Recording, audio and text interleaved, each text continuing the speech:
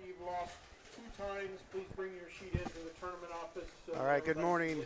Ladies and gentlemen, welcome to the 2023 Indiana State Masters live from Indianapolis Hindel Bowl. This is the third event for this tournament. And we have some familiar names in the top 16. First and foremost, our defending champion and our own Scott Gilmore, who's the number 5 seed. He's looking to go back-to-back. Joining me today, Hall of Famer Mike Albee and Indiana State Hall of Famer Mark Sullivan. How are you doing, gentlemen? Great. Thanks. Good. Thanks for having us. Yeah, no problem. We're in for a good day. We have 16 bowlers. It'll be single game matches, double elimination. And about 3.5 hours from now, we'll have a champion. It'll seem like a long time, but yeah, we're very fortunate to have Mark Sullivan with us. Mark, unfortunately, was the alternate, so we're happy to have him here today with us. And Mark's one of the better players, not only in the state, but around the country for sure. Oh, yeah. Oh, yeah. Mark, you obviously bowled yesterday. What did you see out there that the players are bowling on today? Yeah, I was just talking to Mike about it. I really felt like the lanes were very playable, more so than they were 2 years ago when I bowled. I didn't get to bowl the tournament last year. I had another event that I had to bowl in. But I felt like the lanes were very playable yesterday. I started off with 220, very lined up, and then I switched pairs and kind of encountered some transition and had 9 splits in 2 games without a double. Ooh. So that pretty much took it out. And then I actually figured something out the last game. I bowled 240, so I thought I gave myself a chance. And I was 7th off my squad, which is why I chose not to bowl again. Mm-hmm. I felt like that was a good number. 6 guys that had beat me on the first squad, and I didn't think 10 could beat me on the second squad. And sure enough, they did. So yeah, it was definitely surprising. Scores were pretty low that first squad, and then the second squad came and bowled and really, bowled really well for whatever reason. Well, I think sometimes when the second squad comes on, and Mike, you'll probably speak to this too, sometimes guys get to watch and they get to learn a little bit by watching us, and I think that's probably what those guys benefited from yesterday. And sometimes the lanes are actually harder on the second squad once you run them and strip again. But I think yesterday, they got the benefit of watching us, and then they got lined up sooner than we did. Well, then same thing with some of the re-entries. They learned. Sure. Scott was one of those where he was minus. I don't remember what he was, but he learned from what he saw out there and bowled much better in the second squad. Yeah, that cuts out some of the guesswork to start with. Mm-hmm. Exactly. Yeah, you really you break it down. You got 48 shots, yeah. Or 44 shots, whatever it is. But so they better be pretty good ones. And I had 9 of them that actually none of those shots. One of those shots of the 9 that I split on, I would take back. All of them were pretty good shots, just not the right moves. Yeah, and kind of the history on this tournament, the last couple of years, has been dominated by left-handed bowlers. Seems to be much better this year. I think Jeff adjusted the condition to the surface that kind of, benefited the lefties some. I've only counted 3 out here of the top 16 that I can see up through here. So, from what everybody was saying, and everybody was mad, it's a lefty shot, a lefty house. It doesn't seem to be that this year for this tournament. Well, when you get down to these, one-game match, that's pretty darn quick. Yes. It doesn't take much to have a break to change things all around very quickly. No, Scott has started off rather well, 3 in a row. Yeah. Well, this is where Scott will shine. He will tell you that, too. He loves match play more than just posting a score in bowling against the whole field. And here, I didn't think he wanted to be up here with us. Yeah. I kept telling him, I said, I'm prepared to do this all day like I did last year. There you go. That's not what you said earlier. Come on. Well, I told Mike, I said, you're stuck with me for a minimum of 2 games. 2 games. So, but not to say I want Scott to lose, so I don't have to do this. Let's go through the matchups here. Jeff is very nice to share his Google Sheets with me. Down on lanes 5 and 6, we have a number 1 seed, Brian Jeff Rice, against the number 16 seed, Mike Lenane. If I say that wrong, I'm sorry. On 7 and 8, we have the number 8 seed, Chad. I don't know.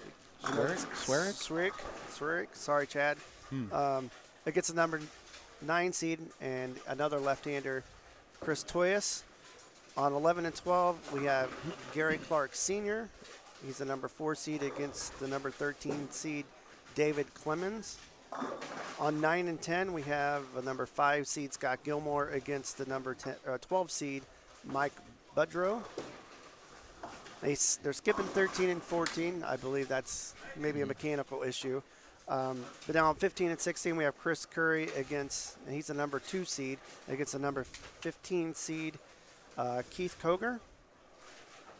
On 19 and 20, you have the number 7 seed, Scott Tapley, against the number 10 seed, Ken Galitsky.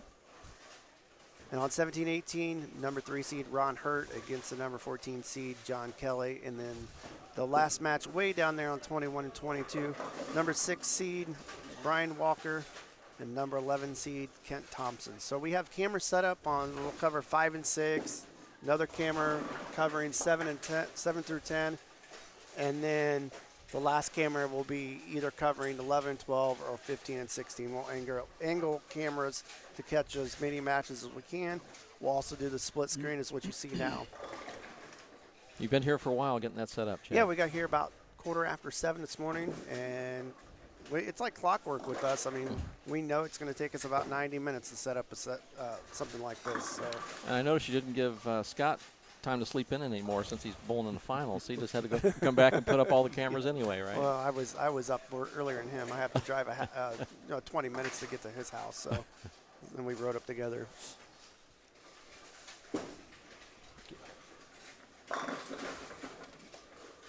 So far, it looks like the scoring pace is pretty good. Yeah, some bowlers have taken advantage of the practice balls, but once again, it doesn't mean the practice helps you get lined up sometimes. Well, yeah. I've bowled in league many times where I've bowled 7 or 8 strikes, and then once the lights come on, as they say, you're clueless. Those one-game matches are tough. You need to figure it out quick, and it goes by fast. Especially at the senior level, it takes a little more time to just loosen up. Let alone practice balls. Yeah, and figuring out what the adjustment would be from from yesterday to today, if there was any, too. Mm-hmm. Which it doesn't look like to me. I mean, I'm watching Jeff Rice here, and he's playing the part of the lane that I started out playing, and I started on that pair yesterday and bowled a really solid 220 game. So, and it definitely changed game 2 and game 3. Now, Mark, would you come in from yesterday and then come out today and would you start in the same spot, or would you try to do something totally different, or what kind of game plan would you have? So my typical my lineup routine is I take a look at the first arrow, depending on what the pattern is, but on 40 foot, it's a pretty good chance it's going to be flattish because I know it's a sport pattern too. So I'm going to look just to see if there would happen to be anything on the first arrow and maybe miss a little right, and to see if I have anything off the gutter, and then just kind of move in from there. If you use the rule of 31, then obviously our break point would be somewhere around 9 board, which would mean I'm going to cross somewhere around 15 at the arrows. But I feel like jumping in there too soon only is going to make the pattern flatter for me, and so I want to stay right as long as I can. But yes, for the most part, I'm going to, in my head, I'm going to think, okay, I'm going to at least look at what was working yesterday. Now, this surface is a wood surface, but it has a Guardian overlay. How does that change a game plan? Because I know Guardian is a much higher friction surface than even a synthetic lane. Yeah, and you probably aren't going to use your strongest balls. The only way I would use what I would call a real strong ball is so I could slow it down, get the ball to be a little more controllable, which is what I ended up doing at the very end of my block yesterday, is using my slowest ball, which is my urethane ball, and I could manage it. With the transition game 2 and game 3, I had a hard time managing the 1-3, so the urethane ball the last game gave me the pocket again. Yeah, and for those of you who don't know, there was a 4-game qualifier, right, Mark? Correct.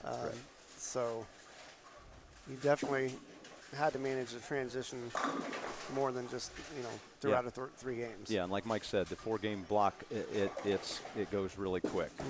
We're used to bowling on the PBA 50 Tour and the PBA 50 Regional. We're used to an 8-game block, so you can kind of bowl your way out of a bad game or bad pair. Yeah. Oh, nice shot there. Wow. Yeah, those will bite you, those blowout 710s. Now, do you see a little bit of loft going out of here? Is lofting a help on the Guardian or no? I would think so. I mean, the one thing about this Guardian surface is you're going to see early hook. Yeah. And obviously the loft's going to delay the hook. I see that as an advantage. Actually, I was trying to do that a little bit yesterday myself. Loft without hitting up on it, right? Hitting up which on is it, correct. which is a knack. Counterproductive, yeah. right. It's a knack. You get the loft, but then you get the early hook. But if you can do it and do it correctly like that, it's yeah, it's an advantage for sure. But that's something you got to work at, though, right? Oh, I mean, you for can't sure. just yeah. My experience with Guardian, from working in a bowling centers, the older it gets, the more chewed up it becomes, and it almost becomes like sandpaper there in the heads. Well, and the ball wants to roll right out of your hand. It's funny. I'm sure you guys have both experienced this before. You can almost hear the friction when your ball hits the lane. It feels soft in here compared, we just don't see wood hardly ever anywhere, anymore. yeah. So you can just, the noise is different when the ball hits the lane. Yeah, it's a good throwback center just because it still does have.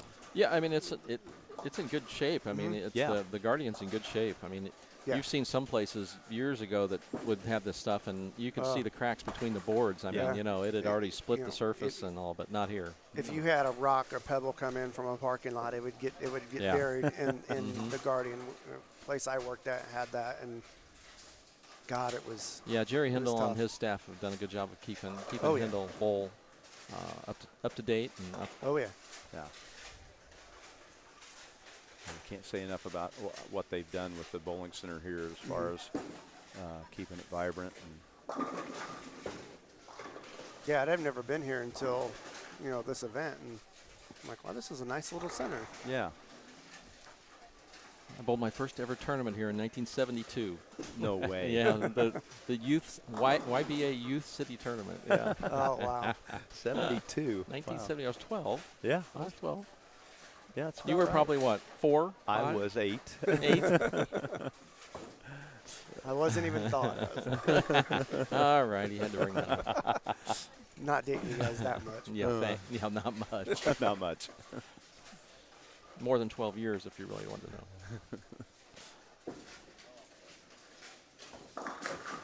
Scott's had a couple break loose on him there. Yeah. Yeah. Roll a little too soon.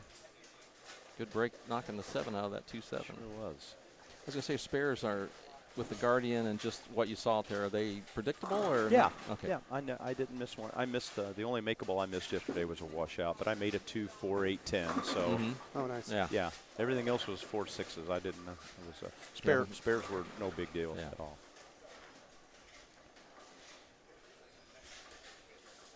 Got a good one going right here in front of us, Yeah, guys. boy, tight. Oh, Nice shot. Very nice. tripped the old 4 out of there. Switch over to that pair. 5 and 6 here. So you're looking at 5 and 6 and 11 and 12 at the moment. And you get a little bit of 7 and 8 off to the right of the left screen. Yeah, looking across the house, I don't see anybody running away with the match there. No. And They all look pretty close, don't Yeah. they?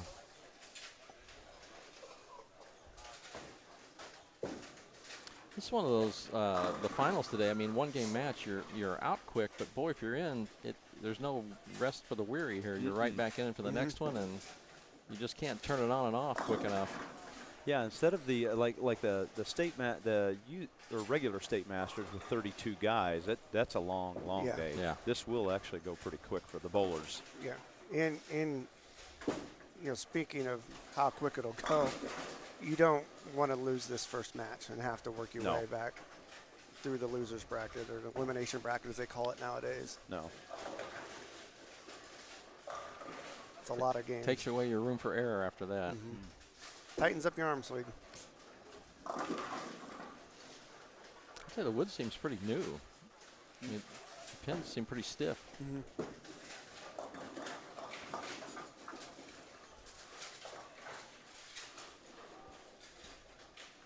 Jeff Rice up here on lane 5. Wow, pretty shot Nice there. shot. Don't that any Yeah, better. this is a good match right here. Yeah, that was nice and smooth It's there. going to come right down to this 10th frame.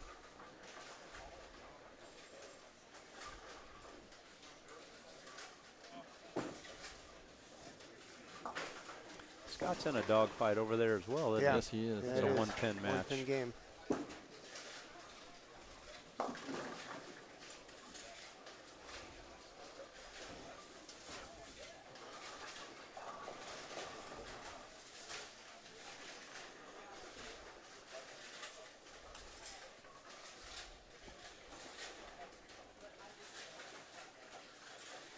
Mike's up on lane 5. Oh. Not a good break there. That looked like a pretty good shot. Yeah, it did.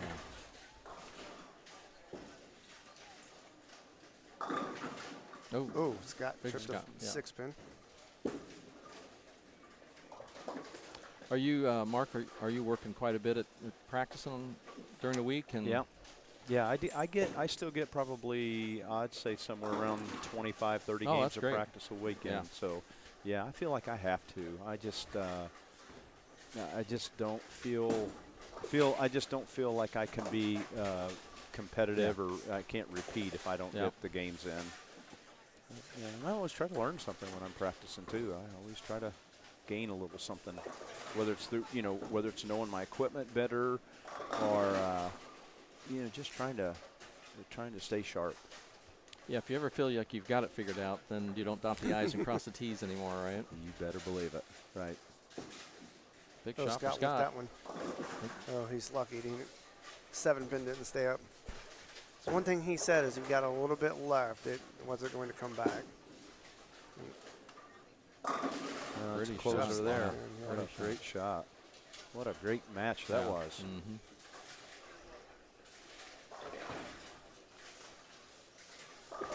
Go ahead and put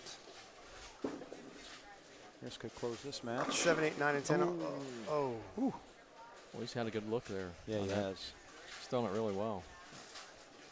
Looks like he made a ball change somewhere during this game too. To a little. Looks like a track heat, which Oh. is asymmetric, and I think he's got a little better look with the ball. That's a little calmer. Definitely, smooth. Came back smooth off the outside there. Mark, what's your favorite ball? It's out right now. The one that strikes. The one that strikes. That's a good answer. The one that strikes the most. Yeah. No, I've really what I've learned over the years, and I actually, Mike said this to me 15 years, no, more than that, 20 years ago. I was working for Columbia 300. Mm-hmm. We did a trade show up in Fort Wayne, and I drilled some bowling balls for Mike. And you probably don't even remember telling me, but I drilled some balls. I said, Mike, what's your favorite layout? What do you do? He goes, I really don't have one. He goes, if I drill 3 balls, I might like one of them. And what that taught me was he was indifferent to the bowling balls. Okay. Yeah. It was just a tool, just like one of the, if it's a loft or if it's some type of an adjustment that he's making. He's just trying to get himself lined up to shoot the best score he can play. So Yeah, that's true. It definitely is all about just I'm looking for the best look. yeah, You know, yeah. What ball gives you whatever the gets most, me there. Yeah, whatever ball gives you Don't care what it is. the most room No. for margin for error. Yeah, but exactly. And that's Yeah. why I would drill more, just to try to find that Try to extra find it. border. Mhm. That extra border too is it's the difference between check and no check, or win and no win. Win and no win, no doubt about it. And those Yeah. players do that today. I mean, they drill even Yeah. more Mhm. equipment to find the right ball. Oh wow, Oh my! Oh, Wow. what a break. Wow. wow. Oh. Yeah, those are He tough. said- Those are the ones and you he don't want to said, watch. Sorry, Scott. Yeah, those are the ones why you don't watch your opponent. You just don't Yeah. need to see it. Yeah, you never did you? No. Never watched. your Early on, I opponents. did, and then I learned that this wasn't a good way to go. No, it's Yeah. not. My job was to pay attention to what I do, not what they do. There you go. Yeah. There you go. I'm not sure what we're waiting here on 7 and 8. Unless he's just taking his time, he might be doing that. Oh, he's probably trying to just make sure this 10th frame, he can use it for whatever he can figure out for the next game. Yeah. Well, it looks like Scott is going to go to the losers bracket, or the elimination bracket. I need to say that better, right? Can't call it Or be losers politically bracket anymore. correct. Yeah, yeah. Jeez. He bowled a really good game. He did, too. yeah. Mm-hmm. Solid game. Looks like maybe he lost his look a little bit toward the end there. Mm-hmm. Yeah, once you get that where it hooks a little high, then you make a move and wiggles a little bit, then all of a sudden that's when you start thinking too much. Yep. And you got to just one shot at a time at that point. Yeah. I know, we bowl league together on Wednesdays, and he's been having timing issues as we all do at the beginning of the year, and we don't bowl that much. And Yeah, he but shared. after yesterday, I mean, his scores, something's clicked. Yeah, Yeah. and he shared that with me yesterday. We crossed next to each other, and he said, "Man, I have fought my timing all day." But I've I done didn't the same see thing. that. I really Yeah. didn't see it. It looked like he bowled through the ball really Mm-hmm. well yesterday, and that was on the block that he bowled with me, where he was like 20 under or Yeah. something. But I thought it was coming off his hand pretty good. Yeah, no, that was the same way. I shot 720 out of the gate in league first night. I'm like, where'd that come from? And then going into last week, Wednesday, I'm averaging 202. So you can see how that's gone. It's just been fighting myself. Yeah. It's not a slump you like to be in, but No.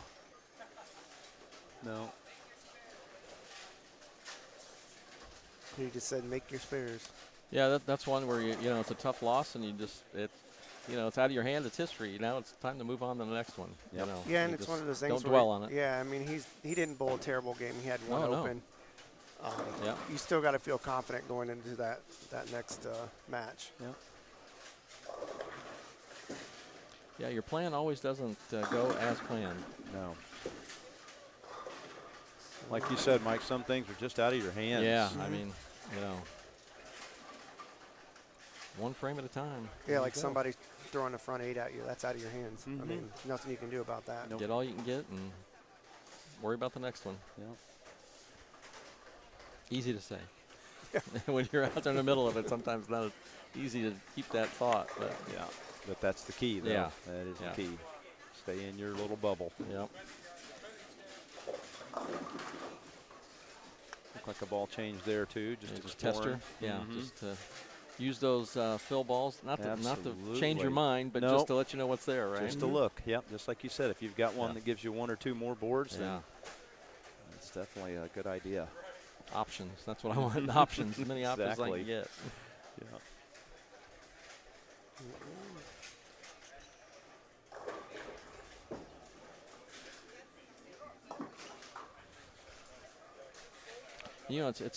It's easy to when you've already won the game not to have your foot still on the gas, but you got to be careful because sometimes you can throw the ball differently when you're doing those, and And it just it's really good. continues. Yeah, Yeah. it doesn't necessarily give Yeah. you a better idea. Just like I said, it confuses you. Yeah, sometimes you're right. You're right. And you, I know you did this your whole career. You kind of have to assess the pace too. So Yes. okay, do I need to shoot 250 to win? No, Yeah. probably not. So the look you're looking for is can I find something that gives me the 220? the It's easy to solid- outthink yourself. For Oh sure. yeah. Oh, yeah. Absolutely. Absolutely. Yeah, you're really just wanting to bowl a good score, which means trying to be in the pocket as much as Yeah. you can. Leave yourself simple spares if you're not striking. No, it looks like just about everybody is done. Like 11 and 12 is just finished in the 10th frame. That match is over. It looks like, get the right spot on the spreadsheet here. It's like Gary Clark Jr. is going to win that, or Senior is going to win that one. Well, there's still some possibilities there. Oh no, yeah, I was. I can't see that far, he's gotta so it pick looked all like three. Yeah, it looked like that was 163. I guess if I would have looked back in this. So 3-6-10. He needs to cover them all to win by Yeah. one, Looks like he's splitting which the might ninth. not be a fun spare on Not this, a right? fun spare. No. Or anytime you need it.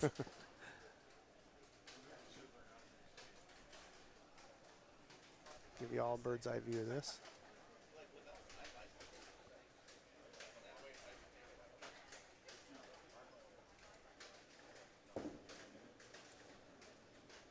Oh, nice Wow. shot. Nice Very shot. nice. Very nice. That's an easy one, not to grab it a little bit Yeah. and pick off the 3 or Yeah. And 3-6. they're flat in the middle Yeah. anyway, so a little pinch there is definitely Looks gonna like a get it lot, to hook. doesn't it? Yeah, Yeah. looks like a lot. Magnifies it. And that's the thing too. When you get on the pace like this, I mean, somebody can look totally out of whack, but they're really not necessarily all that far off. It's just a little bit adjustment, or like I said, a little more grab at the bottom, and the ball just totally does nothing what you thought it would. No. At least I was right. He did win the match. Yeah. Yes, you did have that correct. 184, 183. Those are the ones you want to win if you can. Oh, yeah. And he was clean with the exception of the split in the ninth. So there you go. The importance of making your spares. Yeah, and his opponent missed 2 spares. Yeah. I would assume the one 5-4 and then a single pin miss. So 3 spares. Sorry. Oh, okay. That was not a split up there. Yeah. Yeah. Tight match.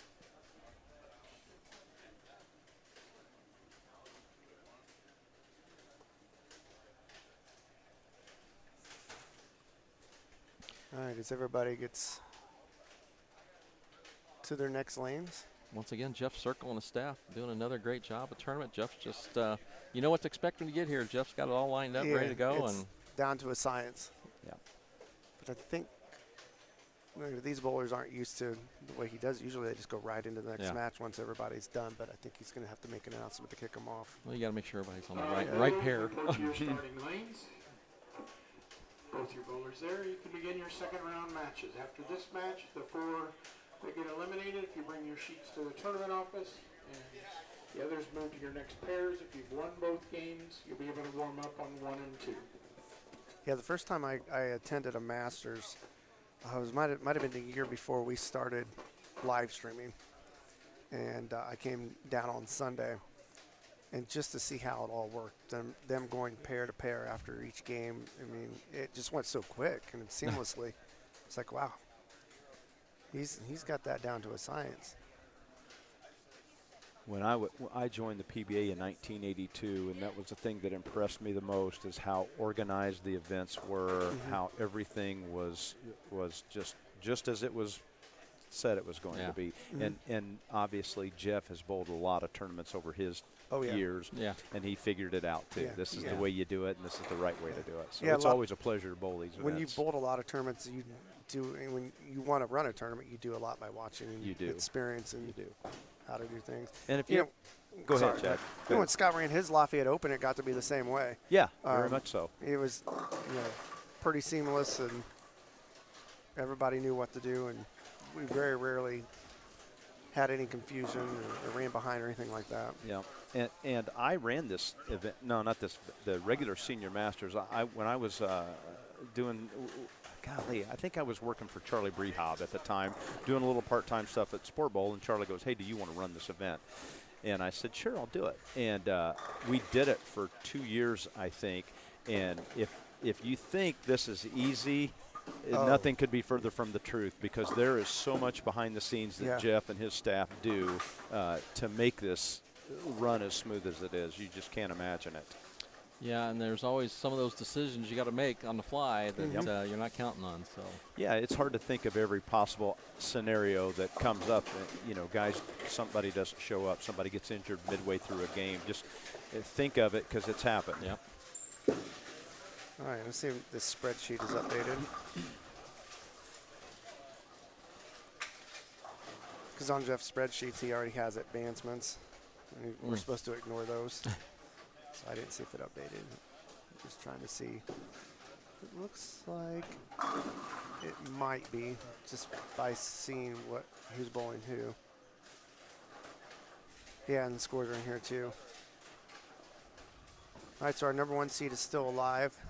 He is on 9 and 10 against Chad Swick. Brian Jeff Rice. He won 235, 216. Chad won his game 206, 1 to 159. Right here on 7 and 8, we have Gary Clark Sr. He won his match 184, 183, which we saw. He's against Mike Budrow, who beat Scott 224, 214. Down on 17 and 18, we have Keith Kogar, who won his match 179, 167. He's up against Kent Galitsky. He won his match 184, 168. On 19 and 20, Ron Hurt, he won his match 206, 118. And Brian Walker won his match 177, 153. That's all winners brackets. matches. In losers brackets or elimination brackets, we have 9 on 11 and 12.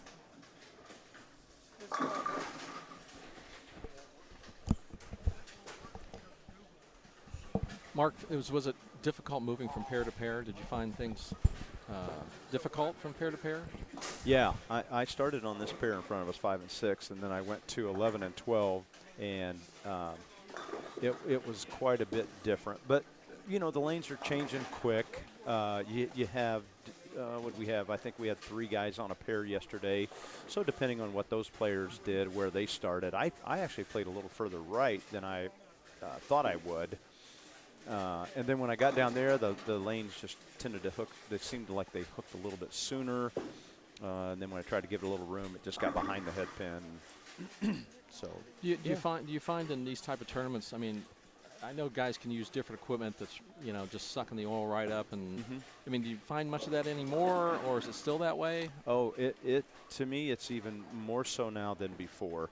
The urethane option has drastically changed transition. Transition's obviously always an issue, You're right. But now it seems like it's even more so. Because used to be people didn't seem to use that option. Now it's like it's got out. This is where and everybody's trying to do it first, right? Yeah, you're trying. I mean, my whole thing is I always want to try to be in the 1-3 pocket. Yeah. Obviously, that's where you want to try to be. With these balls being so dynamic, it's sometimes it's really difficult to predict what the ball is going to do. So when you do the urethane option, it does. You cut down some of the lane. Obviously, you're going to hook it a little bit. You're going to use a little less of the lane. So, just from a pocket, a 1-3 management standpoint, I use it quite a bit anymore. And I was late to the party with it yesterday. In hindsight, I would have used it probably right out of the gate. Even though the fact I bowled a really good 220, I couldn't have bowled any better.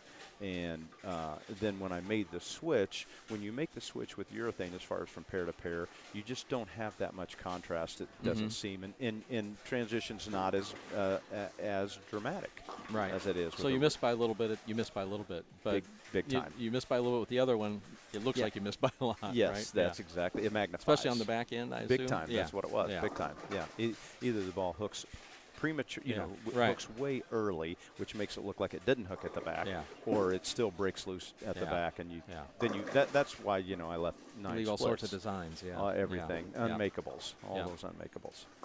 Yeah, everything's got a yardstick between it, right? Yeah, that's it. Well, and we, the first match we got to see here on 5 and 6, Jeff Brian Rice, he's got a lower rev rate, and he just kind of kept the ball in a little spot there. Sort of kind of what I tried to do with urethane, where he used less of the lane, and obviously that was way more. And it was much more predictable looking. Very much more predictable. That's what that's always like, predictable. Exactly. Again, once you consider the pace, 210, 220 is a pretty good game right now. I'm back. We missed you. Conference with the tournament director? Yeah, he was having issues. So he's got this slick spreadsheet, and he shares it by Google Docs. And it was updating here for me live, but it wasn't updating for him, like all the matchups and stuff. So you were quasi-IT guy for today. Well, I don't like Google Docs just like some other people, but I just had him shut it down and bring it back up, and it updated. So, but that makes no sense why it updated live for me. Let's see here. Oh, my. Scott Gilmore with a great shot. Almost left a solid 7-10. Got the 10 out, leaving a 7, but he's in a tough one. He needed that hit. Yeah. Yeah, to continue with the matchups on the elimination bracket. On 11 and 12, we have Chris Toyes against Mike Lanane.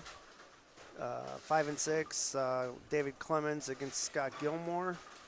21 and 22, Chris Curry against Scott Tapley. And 15 and 16, John Kelly against Kent Thompson.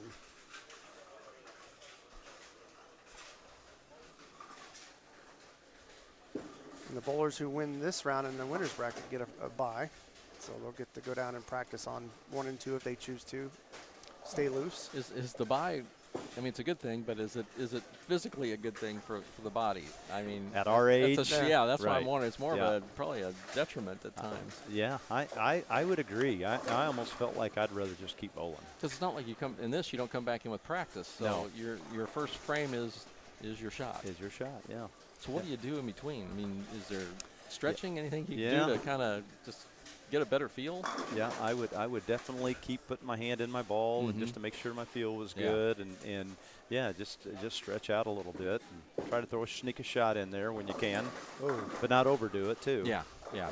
For me, it was I don't like taking a break because your ball feels different. My Your hand thumb would always blow swells. up. Yeah, just like my thumb would swell. Yeah. That's why we had an opportunity to practice before league. We have a few pairs open, and I don't like to do it because I go through a few shots and then have to wait 10 or 15 minutes to start practicing. My hand's going to change. yeah. Yeah. Oh, what What a a shot! spare. You guys missed that. 2, but Scott, 4, 6, 7, 9. let's go back to the split screen here. Well, Or Mike, 3, 6, 7. I know tape was a big thing for you, and I can remember one times you were loading your ball up with tape in the thumb, and somebody goes, "Golly, Mike, how much tape you going to put in there?" And you go, "I want to put enough in there to where it feels good." I mean, Yeah. there's no limit. No. And you were I kind put it in the front. Yeah, I put it in the front too. And you so- would Yeah, I put it you in would front use too. real small strips Yeah. too. Yeah, you would. Yeah. Are you neither one of you put it in the back ever? No, I never liked the feel, Uh. even, and I don't like the black tape. Yeah. I thought it was too slick. Yeah, too slick. Yeah. Yeah. I was always Uh, looking for grip. Yeah. Right. You know. I'll Me put too. 7 or 8 pieces in the Yeah. front, and everybody's like, "Why do you use so much?" I like, for one thing, I'm going to use as much as I need to, like Mike. To feel good. To feel I good. used medical And- tape. You know, the cloth, Right. cloth Yeah. tape. So. Yeah. And I like the cushion feel. It was kind of the cushion is comfortable. If I have to go down to like one piece of tape, that's too hard of a feeling for me.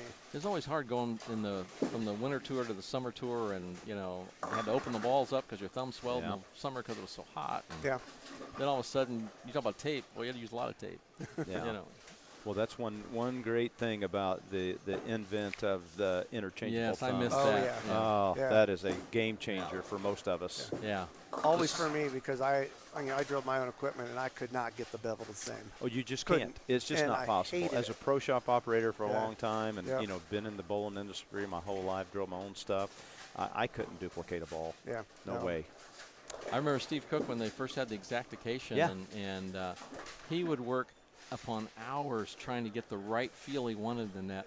Finally, after 6 hours, I said, "Steve, step back and let somebody else do the working out part. You just stick your hand in and say yes or no, and then after about an hour, they had one because he was looking for that perfect Yeah. fit, and it just." as you know, your hand changes, and over a 6-hour period, you're going back and forth. Unbelievable. You know. Yeah. And then you got to start over. you Yeah. know. Yeah. So. I joke around all the time about, Yeah. if my ball fits, if this thumb feels good today, it probably won't feel good Yeah. tomorrow, or it won't feel Nope. right. But Yeah. yeah, the interchange is one of the best inventions of Yeah. my life, and the vacuum grips for the fingers. That that procedure where you open the hole up, 1 inch depth, 4 sizes bigger, really helps with the feel from day to day too. Yeah, I never really had an Good issue shot, with Scott. fingers. It was all thumb for me. Yeah. Got some close matches going on right here in front of us. There's a couple bowlers that come out firing here after they made that move, and that's that's hard to do. Yeah, it is. 2, to make the shot, and then B, to have it look the same from the last pair you were on. Big time. Big time. Because I don't think there's enough information there to actually make an educated guess on where you're going to move to. No. There's a couple guys that have a pretty nice looking, release and, Oh, yeah. look right now. Yeah. But they're not that point where they're doing it every time. I mean, it doesn't take much to change the look. A little early turn or a little miss, and it pretty much does what you did. Yeah, over firm, and the ball Yeah. misses it. Yeah, a little soft, it picks up. You've got to be really good with Yeah. your touch right now. Yeah, I think Jeff has figured out a pretty good condition here. It looks like, you're getting rewarded for. Of course, everybody gets rewarded if you get lucky and catch one through the nose or Brooklyn. But on the overall pattern and look, it looks like you've got to make some pretty darn good shots. I agree. It's very playable, very fair, and I agree what Chad you were saying earlier. It sure looks right from the left, equal from the left side to the right. Yeah, it's very fair.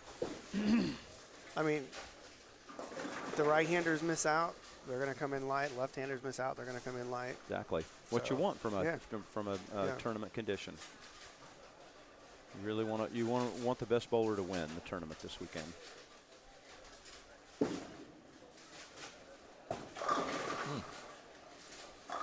Good look there. Yeah, David Clemens is locked in. Sure looks Kind like of reminds me of Ron Williams a Little little bit. there bit. with that. Yes, Yeah. I remember seeing him the very first time. I'm Yeah. like, what the heck? that. Oh, man. One of the good But he guys. did it so Yeah. well. Yeah, he's one of the good guys, Ron. He He's, sure was. He went on a little bit of a run there Oh. one year, didn't well, the he? King of the Hill was. They could have changed the name to Ron Williams of the Hill. Yes.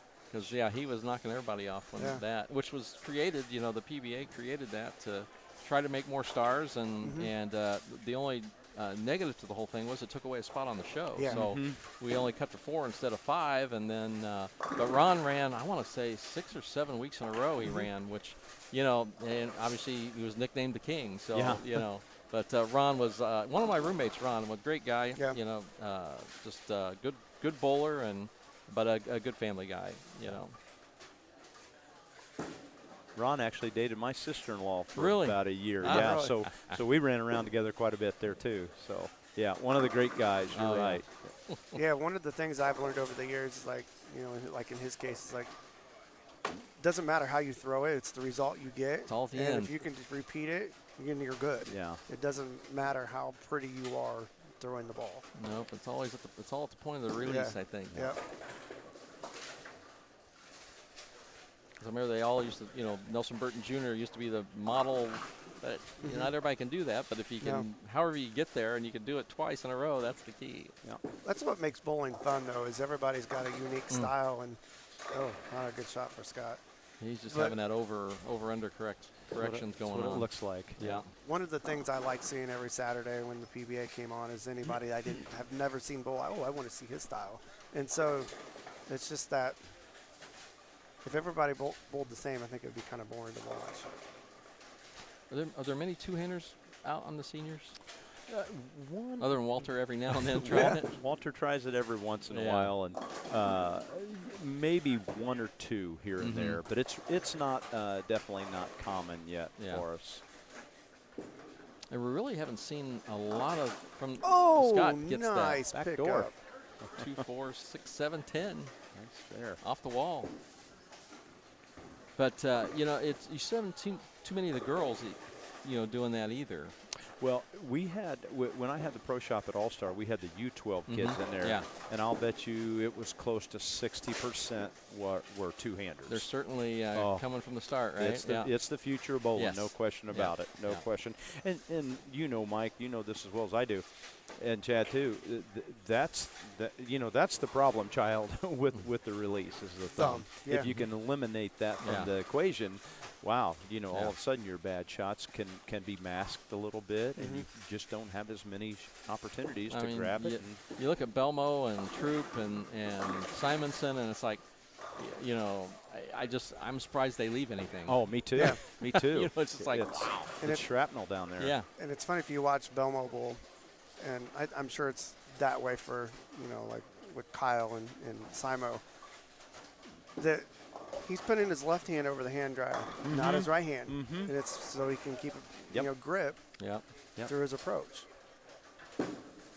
Well, and with lane talk, what you find out is, when those guys first came onto the scene, we all thought, okay, these guys are lawn sprinklers. They're throwing it everywhere, but because of their rev rate, they get away with it. That's not the case. Lane talk proved that, dispelled that theory real quick, that, no, these guys are no joke. They throw at the same ball speed. They're accurate, and they're repeating shots. So.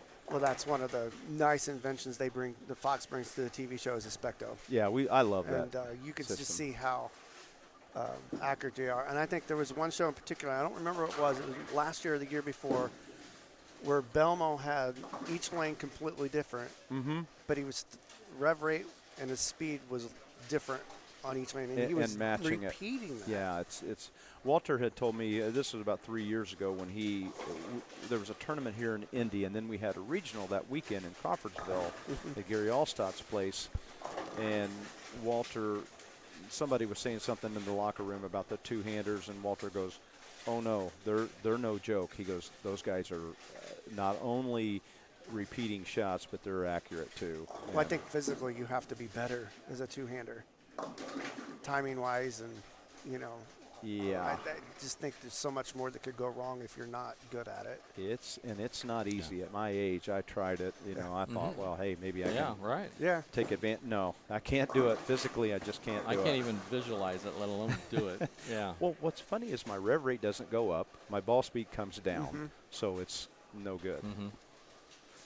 It is phenomenal. Like I said, the kids are just all over it. Yeah. It's Yeah. amazing, some of those kids, too. Make it look effortless. We used to do it as kids Yeah. when we practiced because in a practice session because we wanted to see our ball hook and have Right. a lot of reps. Yeah. But like Mark said, our ball speed would go way down and Yeah, we couldn't control it. Yeah. and it hurts. Yeah, Yeah. and it, even you know, at 15 years old, it hurt. Yeah, And that was with a 8-pound ball. Yeah. yeah, exactly. Hey guys, we got a match here. Scott can actually strike out and take this game. He set it up in the ninth. Yeah, so that that pickup of the split It's was huge. definitely huge. big shot here, Phil ball.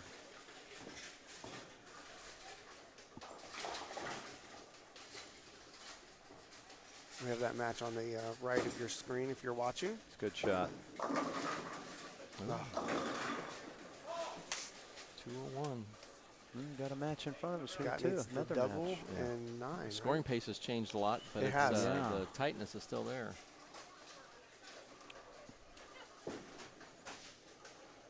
Oh Let's go wow. right here to 7 and 8 is the other screen.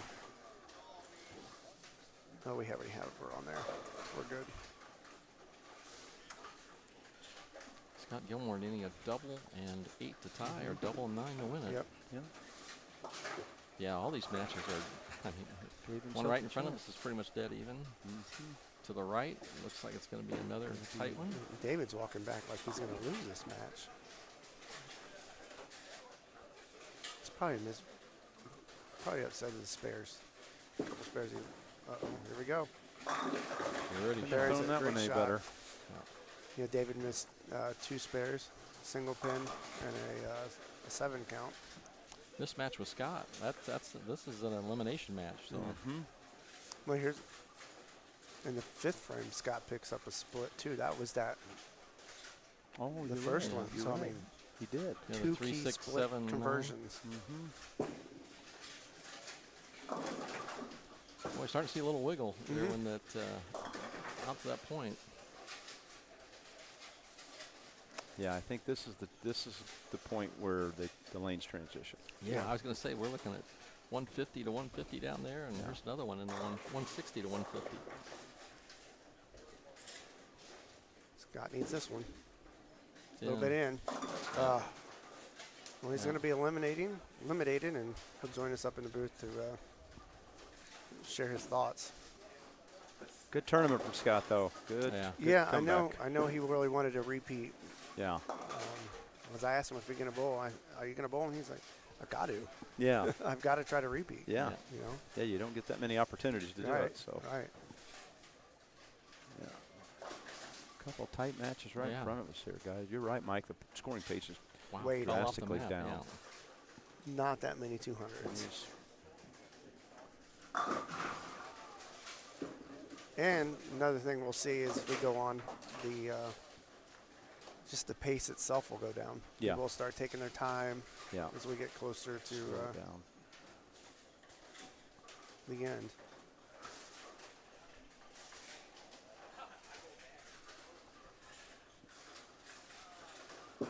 Scott loses 201 to 189. In this match here, right on 7 and 8. Let's see what we got. Spare needs to fill 19 to win by 1.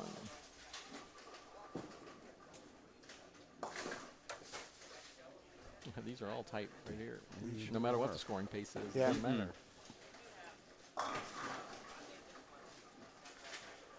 There's a 158, 153 game. Yep. For Yeah. a win. Yeah, look, Chris Toyas wins that one. That was a battle, wasn't it? Yeah. Gary with a good shot Ooh, there. oh, wow. nice shot. Pretty shot.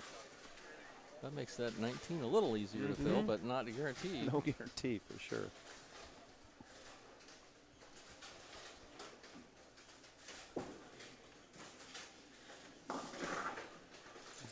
one. That Yeah, actually tough gives count. him enough to where it still Yeah. makes Yeah. Jeff mark.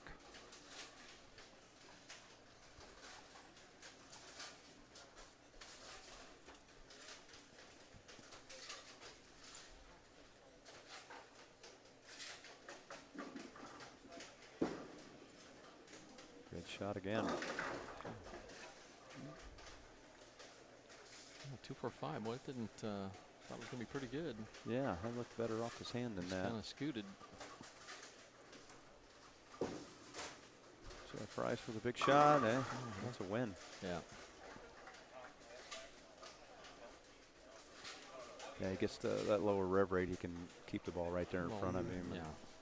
Keep it more direct. Yep, absolutely. 2 for a win. Got That's it. enough. Boy, that. Yeah. Yeah. Didn't want to leave any more than that. You don't want to be shooting those spares very No, often. no. That's for sure.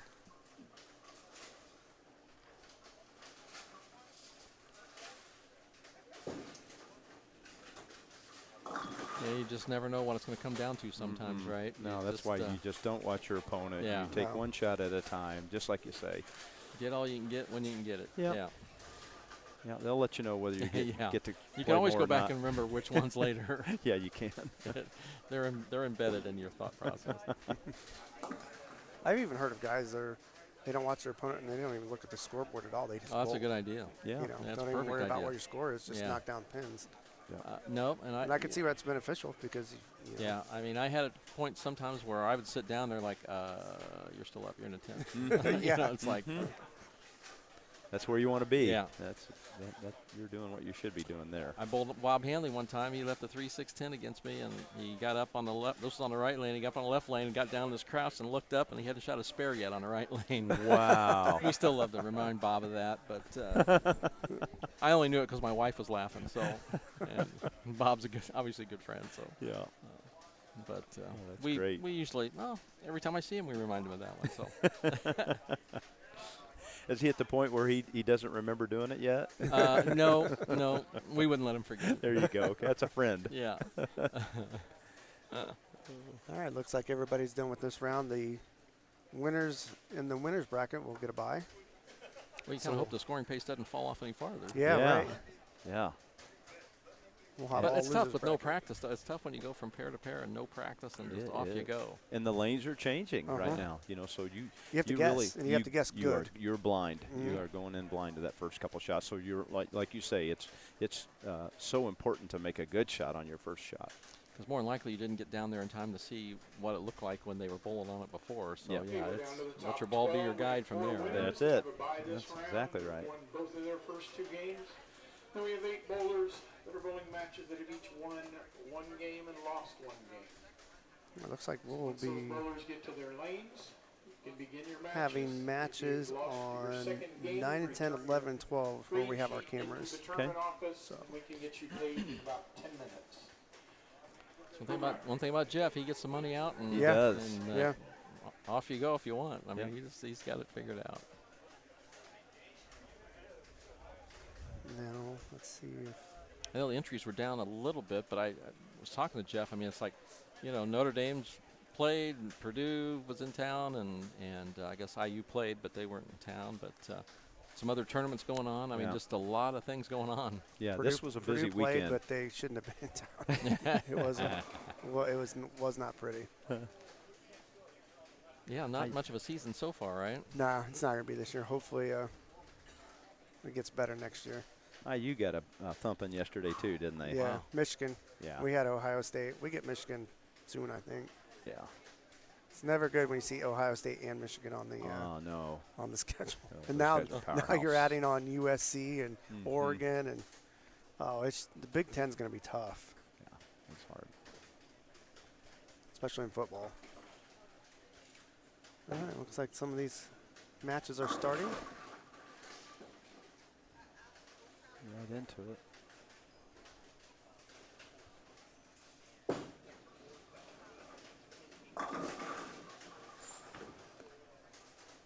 Boy, that's always to put a smile on your face, just starting out with one. Oh, boy, no matter is what it it ever. looked like. Now you really hope to parlay that to a Yes. double. Yeah. Make a good shot. Those are the keys, that you can turn those Yes. into something. Yes, it is. Yeah. Mike, was there ever like during your career, was there a center that you just couldn't wait to get to? Like you saw it on the calendar at the beginning of the season, and you're like, man, I can't wait to go there. Yeah, I mean, I always liked the Showboat, but it was one that, you still, I just never quite had that confidence that I knew it was going to be. But there's, sometimes you just like the surroundings. Yeah. Mhm. Yeah. You just feel better there. Yep. Who knows what happens out there, but sometimes it was a great. You liked where you stayed. You liked the town. You liked. I mean, some of those things were just. Seattle was one of those too, but I never bowled worth a damn there. But but it just it was more of this the overall feel when I got there that I felt good. Yeah. Yeah. Type of thing. But yeah, I mean those places and it was. Showboat I won a lot there, and that was one, but it just was more about the feeling of the area and that sort of thing, But sometimes when you get out there though, and it's just like you feel it, there's just you get on streaks, Yeah, you do. It just things work well, and the breaks go your way, and just all that stuff. Then the confidence gets a little Yes, higher. Yeah, you just start building on it. Yeah, absolutely. I did you ever feel like when you bowled close to home that you were a little more comfortable? Like when your dad would get to come and watch a little bit, did that actually give you a little relaxation, or did it make it harder? Yeah, a little harder. Yeah. Yeah, I mean, especially bowling in Indianapolis. I mean, I always felt if I could win in Indianapolis, I could win anywhere, because I put so much pressure on myself to try to do well, because you knew everybody, and you didn't want to ignore people, and so it always felt if I could ever win there, I could win anywhere. And then when I won there in '84, things kind of really started to gel even more for me there. Yeah. But that was always a concern. A lot of distractions when you bowl at home, isn't it? Yeah. Like you say, you see so many I've seen friends. people I haven't seen in a long time, and you want to reach. You want to say hi. It's a challenge. It it's is a challenge. Yeah. No doubt. But when you bowl well at home, there's no better place to do it. No better feeling. Right. Yeah. It's You're kind right. of a catch-22, but Right. Well, I know you had a lot of success at Peoria at Landmark. Yeah. That was always one that I looked forward to. They had that great rec Neat center. place. Yeah, neat place. And again, it was close to home. You knew it was 3.5 hours, whatever. Yeah. Yeah. But no, it was a great facility. I mean, it just was really cool to loved bowl in, and big center, yeah. nice locker room. Yeah. No, exactly. Yeah. Yeah, nice accommodations all the way around. That was always a one that I looked forward to. And red carpet, up in Milwaukee. Oh, yeah. That was a neat one. Double-sided center, the locker room in the middle there. And when you bowled well there, Yo. those people packed the place. Yeah. I mean, both sides. You had to walk from one side of the building to the other, and of course, it was usually the Miller tournament, so the people surrounded the bars and were quite vocal, and it just became a wonderful place to be able to stay there and bowl all the way through if you could, to the show. But yeah, I still remember one of those when Marshall Holman bowled, and it was the Miller, and he had people could be pretty vocal there, and Marshall could show his emotions, and they gave him a hard time, and they interviewed him after that, like Thursday night round of match play, and Marshall's, unfortunately said, the fans here they're brutal, And you well, the next day it was Heckle City, so you got to be careful what you do, Yeah. But no, Milwaukee was a great place to bowl, for sure. Yeah. And I always liked the Tournament Champions in Akron because, my goal there was to make the match play because I wanted to stay there as long as I possibly could.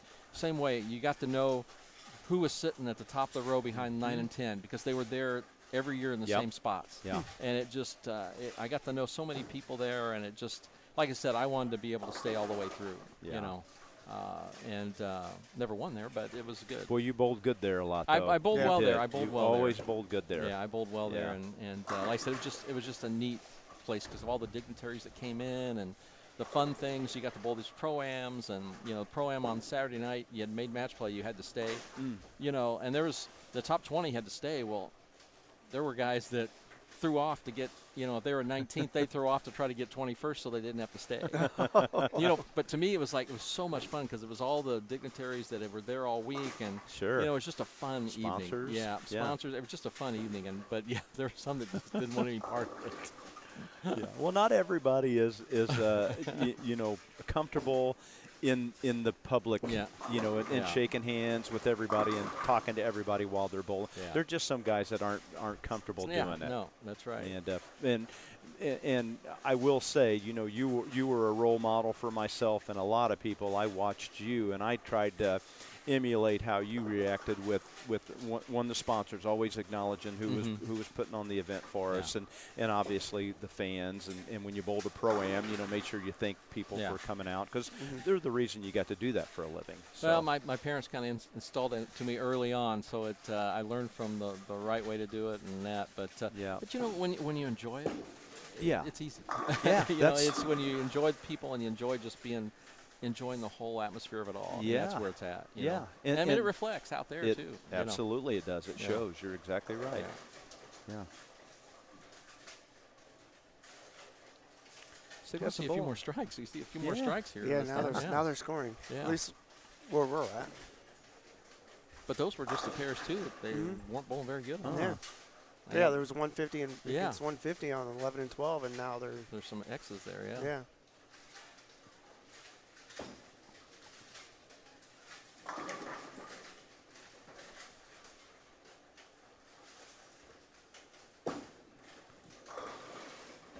Nice loft, Big good hit. shot. Yeah, big great shot. Keith and I have actually got to know each other a little bit over the last couple of years. He joined the PBA 50 tour, moved here from Colorado, and lives up in Kokomo now. Colorado's pretty nice. Colorado's pretty nice, yeah. But apparently Kokomo's a little nicer. Okay, I agree with you. Okay. And he bowls out of Dave Small's place up there, Heritage Lanes. But Keith joined the PBA 50, and he's experiencing some growing pains right now and learning the process. And I know he's been frustrated. So this is good for him to have a good showing here and build on this. Yeah. This is very demanding out there. I'll tell you what. Oh yeah, no doubt. Like I said, it's a fair condition, but it is definitely demanding. That's a pretty shot. Yeah. That's Chris Toyas. These are all elimination bracket matches. On 9 and 10 here, we have Keith Kogar and Chris Toyas. On 11 and 12 is Kent Thompson and Mike Budrow, and that's going to be on the match on the right of your screen. Indiana that's been represented pretty well through the years with talent and bowling. I'll tell you, it's quite amazing the amount of bowlers that still continue even now. Keep coming from the youth all the way through. Yeah, no kidding. I mean, you talk about some young bowlers coming up here. Zach Weidman obviously has been enjoying some success. Kevin McCune couldn't be a great kid. We couldn't ask for a better representative for the state. I'm so happy what for power him. He's got this year, winning and effortless. Yeah, effortless power. Yeah. And like you say, just a good kid all and around. Some other exciting news, and I know Chad saw this, but Kylie Trexler from high school bowling, down, is it Louisiana? Louisiana Tech. Louisiana Tech made the all-tournament team this weekend. Awesome. So first one of probably many. So a great start for her, and I'm sure that gives her a big confidence boost as well. But if you want to read that article, it's on our Facebook page. I shared it last night. And it was good to see. No surprise there that she's already having success. But boy, what a challenge, though. I mean, she's, from the state of Indiana, and she bowled junior golds and that, but all of a sudden that collegiate, that's a totally different animal, Yeah, a lot of kids that go into collegiate bowling experience those same growing pains because, you go from bowling a lot of singles matches to now you're bowling with a team. Yeah. Well, and she stepped into a team that was pretty stout. Yeah, so. we're ranked 10th. Yeah. 10th in the country, I guess. Yeah, so that was great to see. Yeah. And then, of course, you can't forget E.J. Tackett. Oh, yeah. Who just demolished about everything there was this year for sure. Unbelievable performance this year. Unreal. He said if there was more tournaments, he felt like he probably could win 5 more. Well, and look, he lost a few pretty darn close, that were big ones. So, what a year. Mike, when you were the first time you were player of the year, how many events did you win? That was when you broke the money. Yeah, it would have been 85. 85.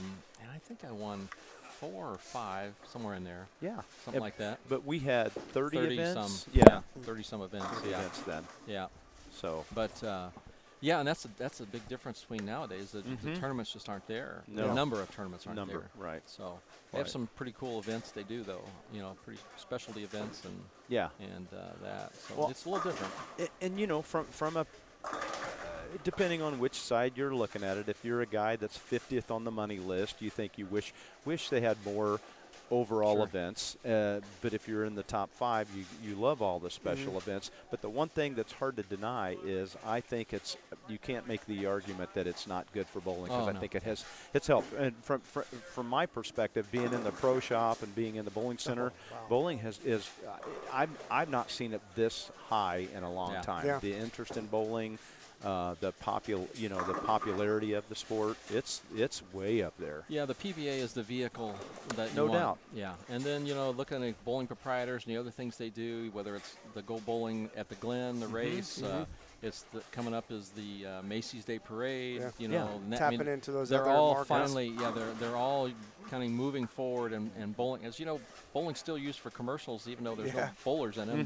The theme is still bowling, so it's just amazing that we can continue to do that. So one of my favorite events, and some people may not like it, is the team event.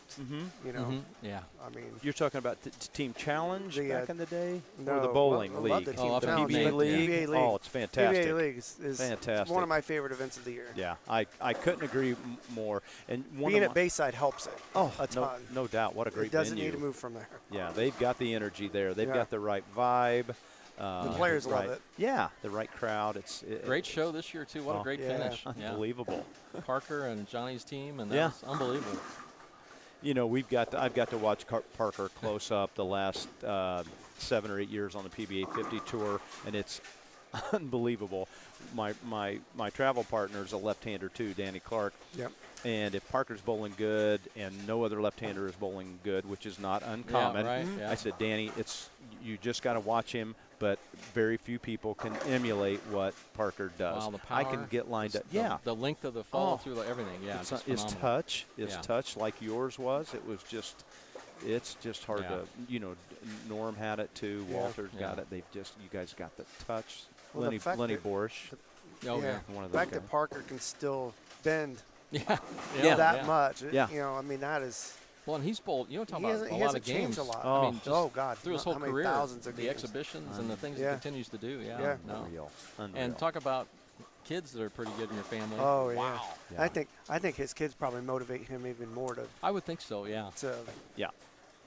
Stay I good. think that tidal wave is rushing over him here because those kids are pretty darn good. You keep thinking it should at some point, right. but he's not backing down. No. Well, you have Chris Barnes' kids. Yeah. Yeah. I mean, I just saw, what was the tournament? There's a doubles tournament, the Nightmare Doubles or something. Yeah, I there's this saw on weekend. Facebook. Yep. Kyle Troop, but I saw, and this one to me it was pretty exciting to see. But it's Chris Barnes' boy with Spencer Robarge. Which it's like, wow, what a young pair in a doubles. No kidding. Yeah, man. No kidding. there's a lot of good young talent. It's there coming really here is. probably in the next 5 years or so. Yeah. It's going to be. Yeah, it's quite it's needed.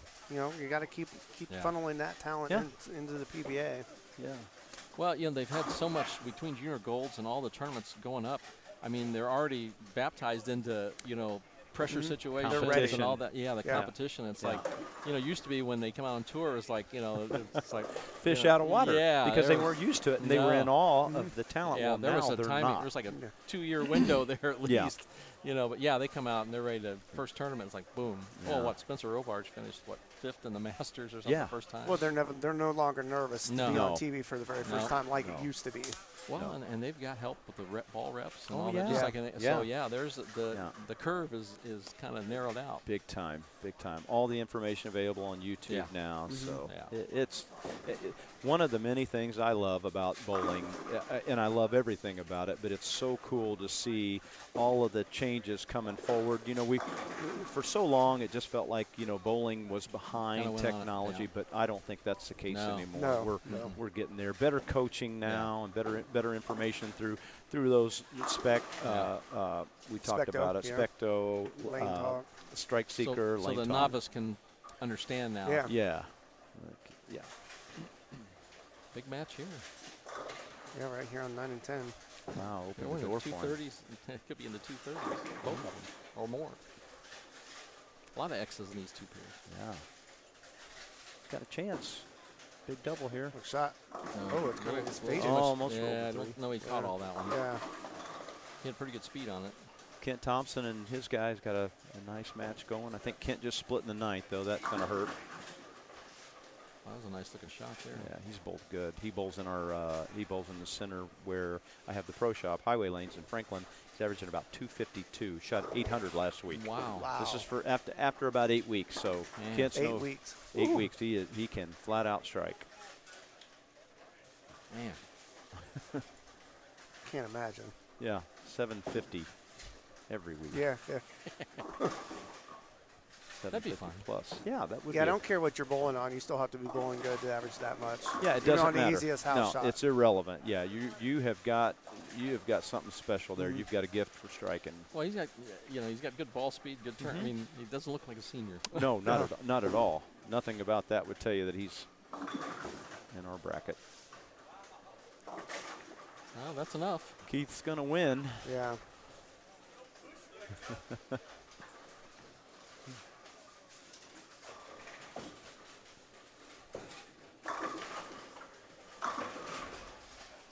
Chad, what's coming up on your guys' schedule now? So, for live stream wise, we have the Scratch Classic November 5th. We'll be broadcasting Sunday only. We're running a collegiate tournament, Scott and I are, the Boilermaker Classic at Arrowhead. Okay. We're not live streaming it because we have to run the tournament. That's November 27, 28. Then we just have a long break until February where it really kicks up, the Masters. Yeah. We have high school bowling. The Masters the first weekend of February. High school bowling is the 17th and 18th of February. And then we'll have the All-State tournament in there. So I don't have the dates in front of me. The Queens is March 2nd. I do know that. Where is the Queens this year? It's back at Championship Lanes. Oh, good. Yep. Okay, so the Indiana State Masters is going to be at Championship Lanes Yes. and Queens, Queens, as well. yep, Okay, yep. and then the high school will be It's a at championship this year as Western well. again. No, it's a championship. Oh, championship this Yep. year. Okay, okay. So that's a 2-day event this year. And then I think we have a little bit of a break, and then we'll have middle school bowling in May. Indiana, Kentucky All-Stars in June, which is in Greenfield at Strike Force. And then hopefully in the middle of all that, we'll be able to visit the PBA when they come out with their schedule.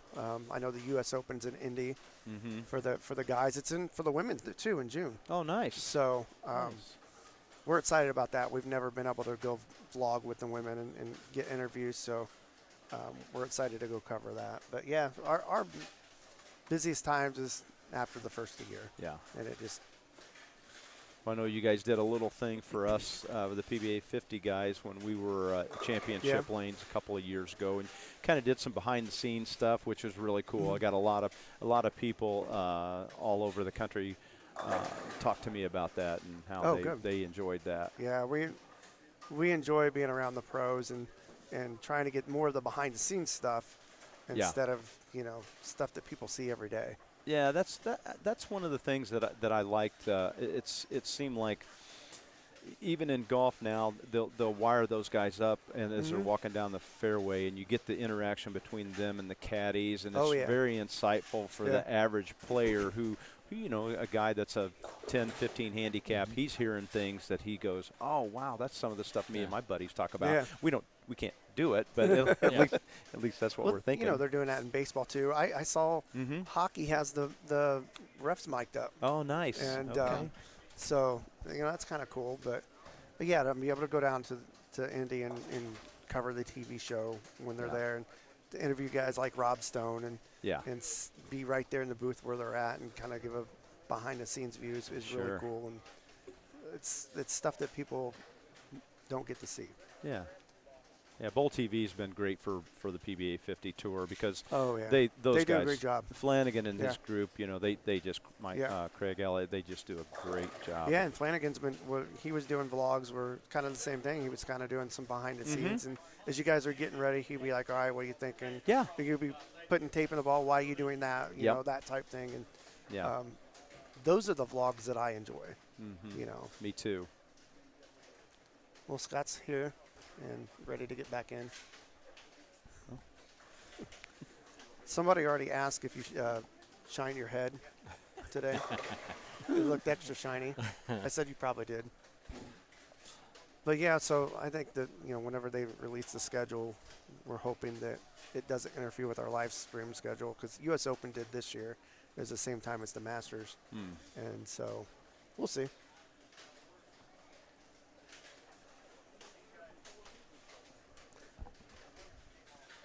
All right, I'm done. And we'll let Scott jump in with you guys. And Thanks, Chad. yep.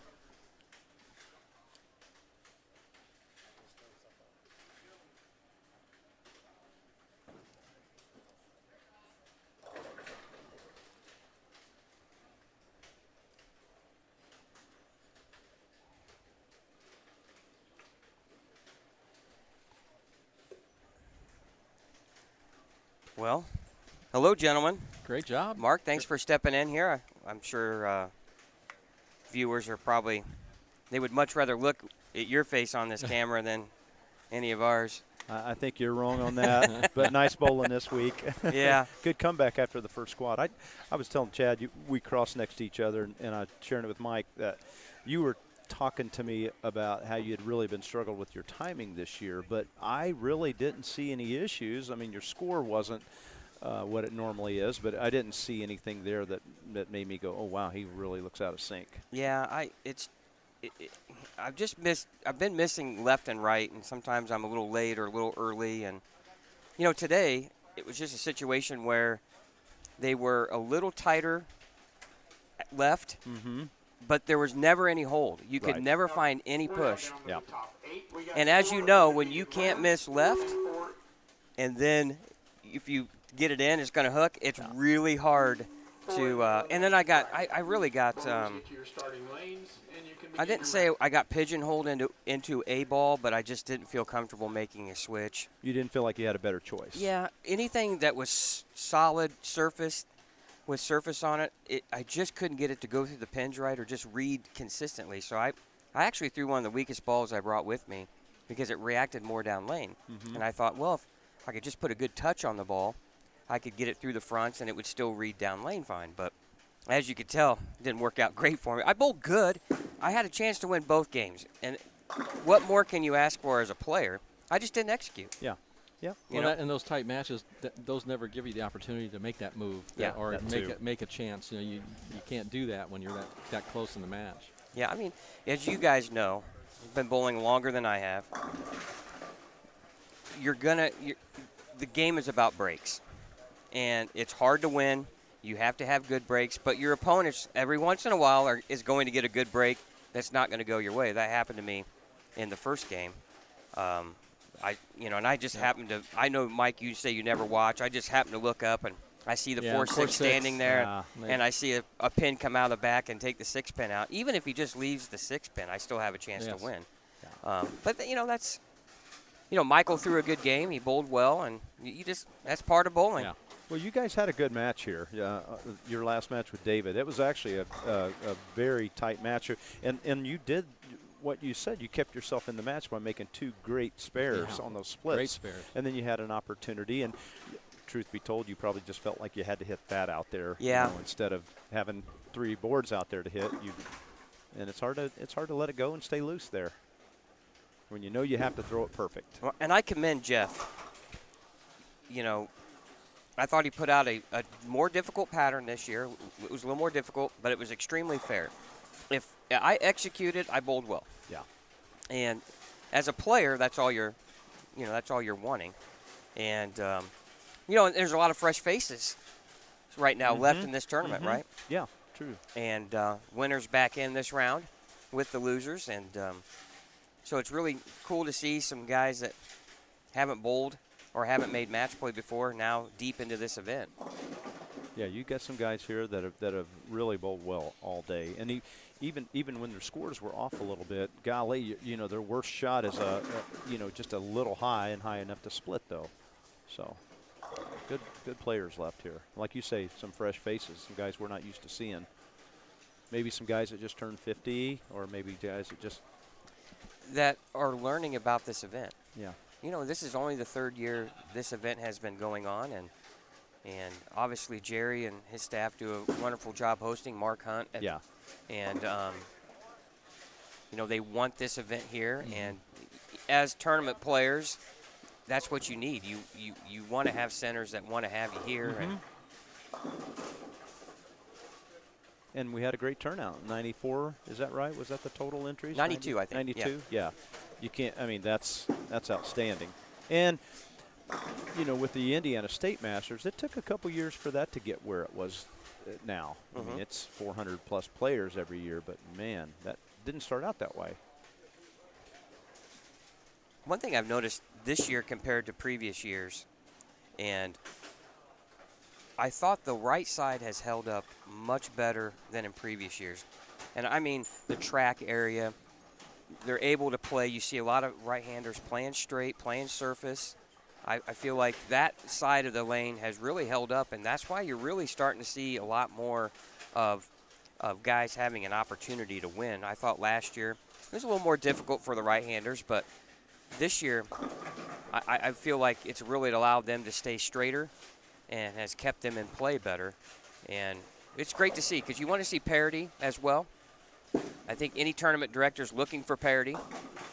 And one of the inherent issues here is the fact that the left side it's a wood surface. So the left side just doesn't have the traffic that the right has. So consequently, that side of the lane should be a little bit smoother.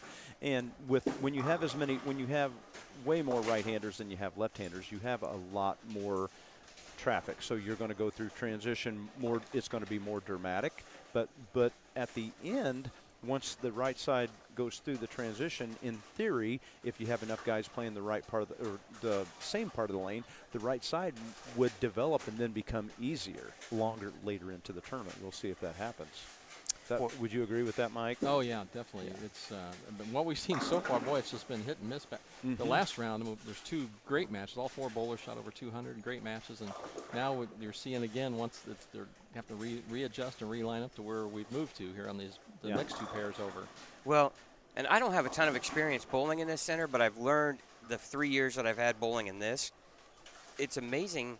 I'm starting to take a little bit of notes here on what pairs are kind of really tricky, and that's the tough part when you go from one pair and you go to the next. Well, you don't have any. You're going off the seat, flying off the seat of your pants per se, and the first ball counts. So you never know what your pair could give you, as well. Well, and I'm proof of that because yesterday I had a pair would have been 21 and 22 or 23 and 24, and the pair hooked 10 boards more than the pair I came off of. And how are you going to know that unless you've done a good job of documenting, or if you have somebody doing research for you up ahead? It's just tough to know that. Boy, Ron Hurt has bowled well all weekend. He's had a great year on the PBA 50 Tour too. He's bowled really good most weeks. Yeah, and he's off to a solid start today. The ball's getting back to it. Boy, it's coming in at that really sharp angle. Yeah, he's got a lot of tilt. He's very high tilt. He's got a unique roll, and he matches up well. It's almost the Pete Weber thing. The flatter the pattern, he gets his ball through the front and it still recovers. A lot of us have trouble getting our ball to recover on the flatter stuff, but he does it with his release. Yeah, Ronnie's a retired military guy, so we appreciate his service.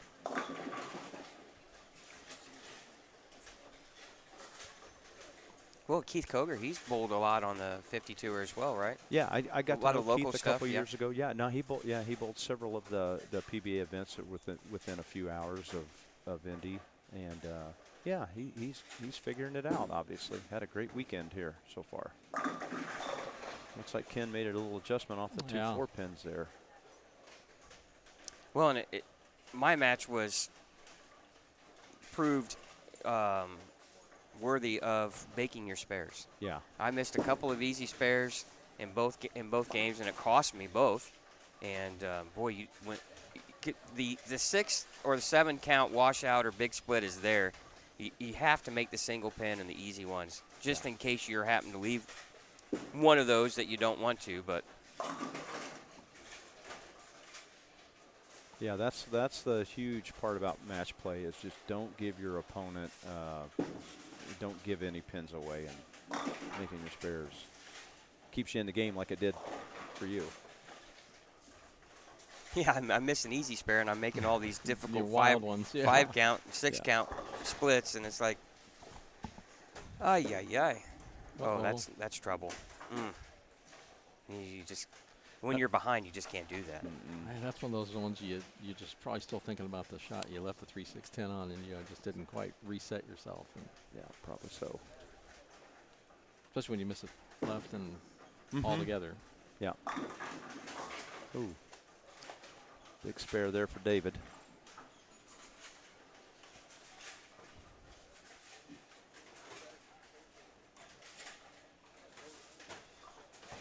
Big shot here now for Ron. Gave that one room there. Oh, bad break. Good pitch. Yep, good shot. Mike, and Scott, I'll ask you guys both. Did you make an adjustment? Did you make a move off of that? The shot before was a swish 7, which looked like a great shot, and then he ring 10s right behind it. Is that a move, or do you just stick with that? I would feel like I need to get it up more, a little more up in the pocket. Yeah. But as you know, there's not those little bitty moves that don't turn into big fours all of a sudden. Yeah. Well, there's a big difference here, Mark. As good as Mike is, he makes an adjustment, right? As my level, I'm like, okay, I'm in the pocket. Maybe I get lucky the Good next enough. one. Yeah. Well, and like we talked about earlier, evaluating the pace here, 9 spares not going to hurt you here. Yeah. Usually. Oh. Because that's so easy to do that. That's Right so there, what Ken did, easy. big 4. And he just probably missed in a couple of boards. Little bit, Is all that little bit. takes. Yeah, that's what it looked like. It looked like just a little bit up the lane too much and That ball, wacko. the back end's still the back end, no matter what. Or you help it just a little bit more than necessary. Yeah. But you're avoiding the miss right where you're behind the head pin. You got know no the ball's chance. not going to recover there, so your natural tendency is to keep it. Your mind won't let you throw it over there. That's right. It's like Yeah. you got to grip it a little bit. Yeah. Well, and when they're hard and you're in a tough situation or in a close match, you want to steer it as much as you can. And I learned in the 10th frame, it's like just put a good touch on it. Right. Get it in a good roll, put a Right. good touch on it, and good things should happen. Yeah, which you couldn't have thrown that first shot in the 10th there any better. Yeah. Yeah. I thought, I okay, threw just those in. repeat that. As bad as I threw the second one, right? Yeah, it's just it's hard to throw. It's hard to string strikes. Yeah, it really is. It's just hard not to outthink yourself, Big time. Really, we're down to what? 12 guys here Yeah. left? Is that all I believe we got that's left? right. Yeah. I believe that's Yeah. right. Well, we'll eliminate 4 more. Everybody's bowling now, correct? All the Yes. winners and the second round guys or We're in the 4th round. advancers round. Yeah.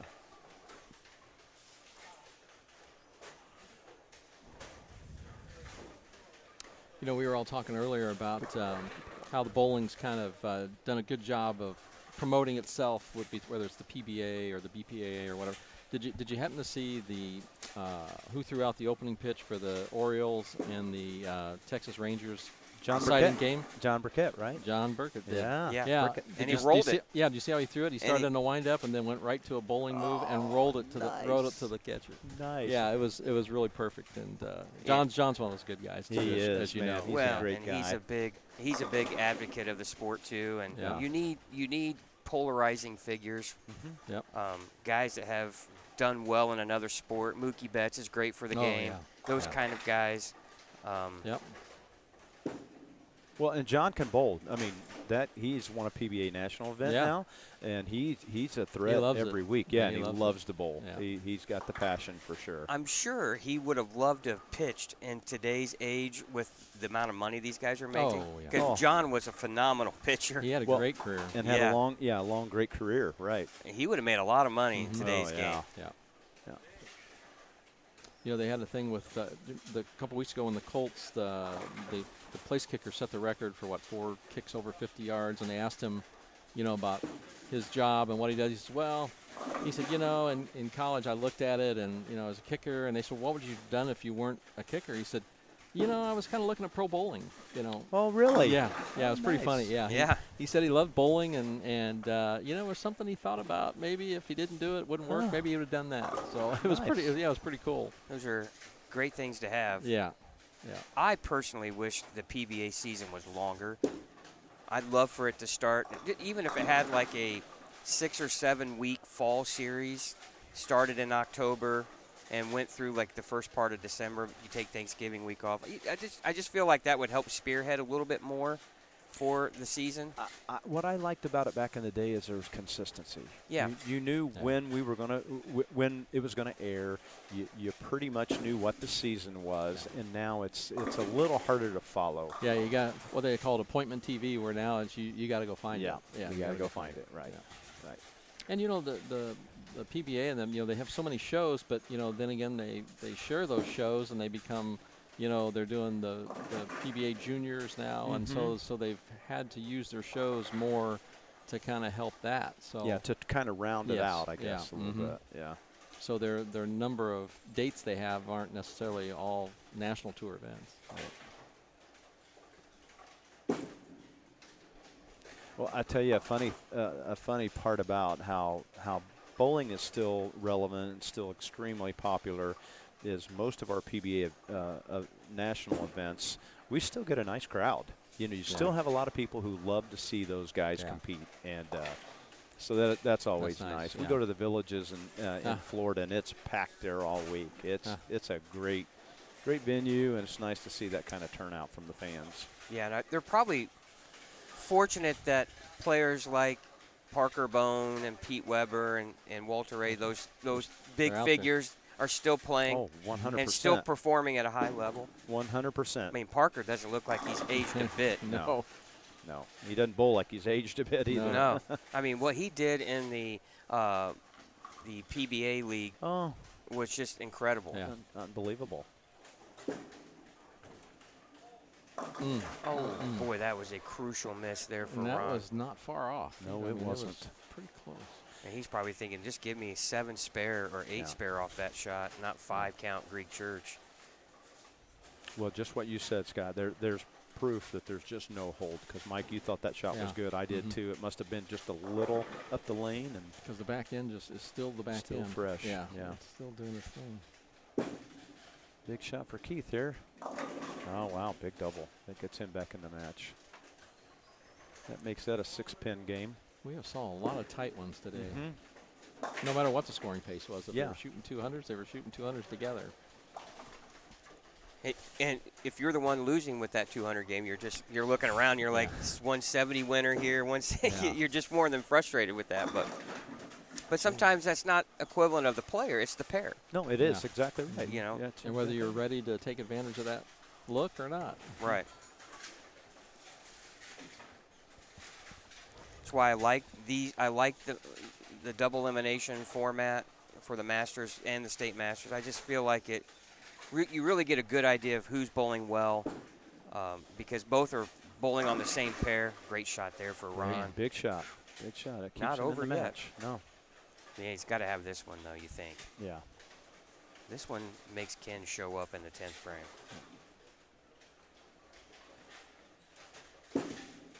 With a spare up for Ken, too. It makes count important. Yeah, I was going to say that first shot is big. I think we got a tight one down there on 15 and 16, too, guys, with Gary Yeah. Clark and Somebody Rice. missed a spare there, yeah. But, yeah, they were dead even after 6, I think. I didn't catch the gentleman's name. big shot for Ron. Wow. Oh, pretty great one. Pretty shot. I didn't catch the gentleman's name. Older gentleman. He bowled on 5 and 6. He was throwing, I think it was a Brunswick mindset, but an older, and he opened in the 10th to lose to 216. Yeah. I'm like, boy, this guy really throws it well. Once again, like Jeff Rice, who's still alive in the winner's bracket, a lower rev rate, kept the ball in front of him, so his ball's not. It's harder to. It's easier But for still him to finishing. control, and finishes plenty. The back ends are so fresh, you don't have to do a lot to it to get it to finish. So I thought, boy, and he was bowling Jeff the first round. yeah. And both guys were just off to a It was unbelievable a great start. match. Wow, nice Big finish. finish. Man, he had that lane down. Ken's kind of got the same look as I think Jeff Rice has got, a lower rev rate, and he's keeping the ball right there in the track area and easier to manage. Needs to get a good count here just to. That's Yeah, you can lose it on the first shot as well. He's got an opportunity to take the lead in the match, and he did it. That was a big shot. Tight. Good shot. Oh, great laid the shot. 4 down. Wow. boy, that was big. That looked like that was a little A in. little snug. Yeah, a little snug. Yeah. Kept the ball speed up. Yeah, you don't get the 4-pin to lay back straight No. too often. No.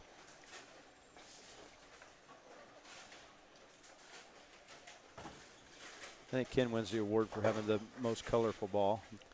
Brightest. Sucker stands out, It doesn't it? does. I could never throw something that light. I could never tell where I was. Hard to watch, what it isn't looked it? like. Yeah. Yeah. I think I was flush, and I'd leave the 6, and I'm thinking, okay. Yeah. And that's why I'm a black thumb slug, black finger grips, because I did not Watch want to it. see those rolling down the lane I'm at with all. you on that. Good Nice shot there. Yeah. Yeah, what a great finish. What a great match that was. You know, they both threw similar games. I mean, you know, they had a good look, but yet you didn't take much to get yourself in trouble. And Well, and for Ron, you know, a couple of shots that he'd like to have back there, but he's not out of it. He's now gonna have to bowl a few more games to get to the finals, but Yeah, didn't bowl himself out of the tournament. So. And they both missed a spare, both had a split. Pretty equal games. 2 splits for Ron. nice finish. and I don't care who you are, but when you can execute in the 9th and 10th frames, you know, you've earned it, and I got a lot of respect for it because it's not easy It's to a do. knack. No. Yep. No, it's not. You got to want it. You got to want to do that. Yeah, you want to be in that spot. Yeah. Yeah, if you shy from that spot, it's tough. Yeah. Well, Keith's going to move on in the losers bracket. And Good tournament for David. He's got to be happy with not happy with the ending, but certainly feel good about where he bowled this weekend. Made a good run at it. Yeah, he did. you know, I look at it this way: if there's 92 entries, there's at least 70 guys that would like to have your spot in the match play portion Absolutely. of it, right? So don't take that for granted. Absolutely. Nice finish of string there. Took the match right over. Sure did. Because he was in a lot of trouble. Yeah, he was. He's kind of fought through it all weekend, I think. Just like that, just grinded it out and never gave up. All right, got a few more matches here on the high end of the house. Wrapping up here. Want to welcome everyone to Savage Bowling TV's presentation of the Indiana Senior Masters here from Hindel Bowl in Indianapolis, Indiana. Want to thank our sponsors, Brunswick, the brands of Brunswick, Pinheads, Bowling Center and Entertainment, Tim Max, Victory Lane Pro Shop, Mike Alby's Arrowhead Bowl, RT Tour Experience, A1 Automotive out of Fort Wayne, and Big Four Socks. Want to thank those sponsors for making this broadcast possible, and want to thank Mike Alby and Mark Sullivan stepping in this afternoon with me here, and as we start winding things down to find out who's going to be the new champion of the Senior Masters this year, and we're going to have a fresh face. So that's a real cool deal for, I think, for the event.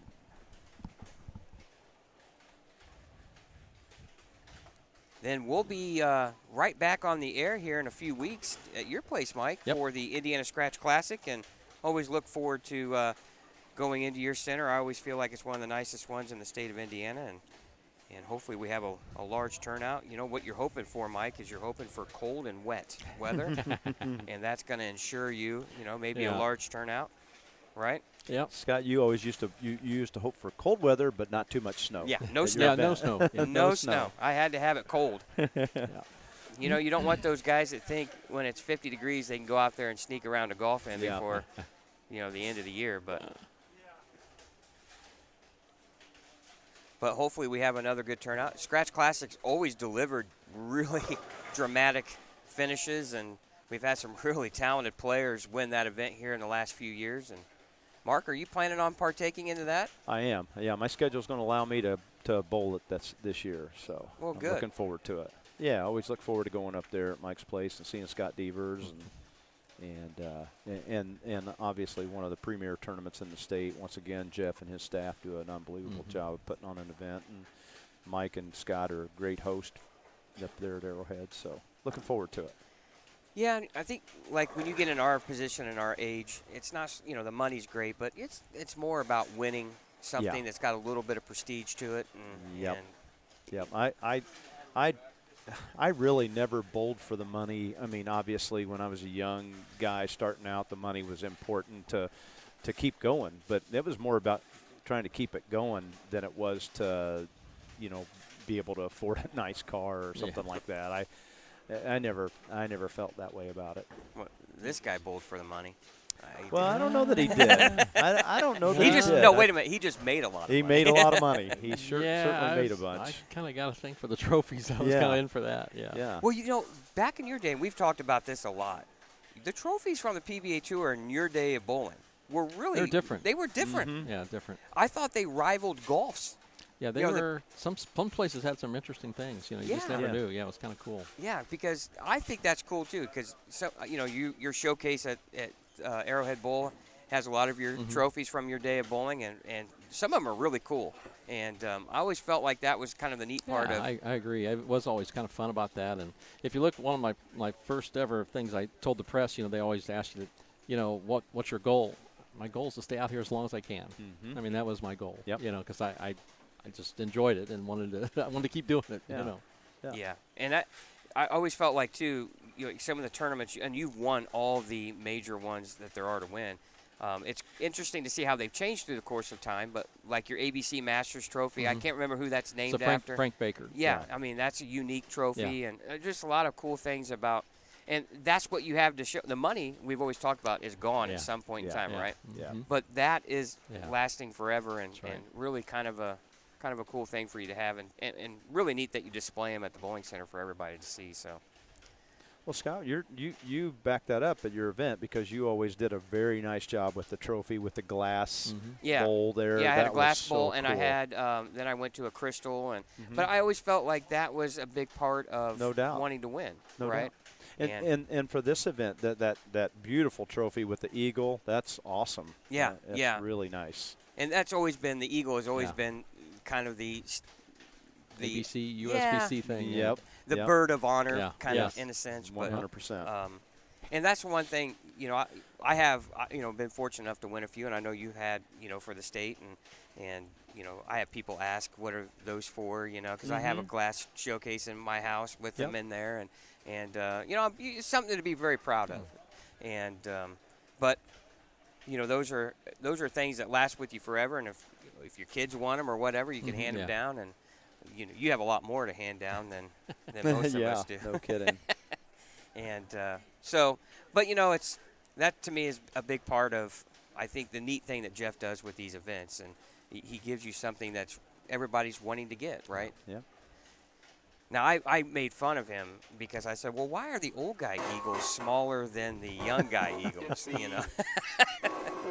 I did notice that.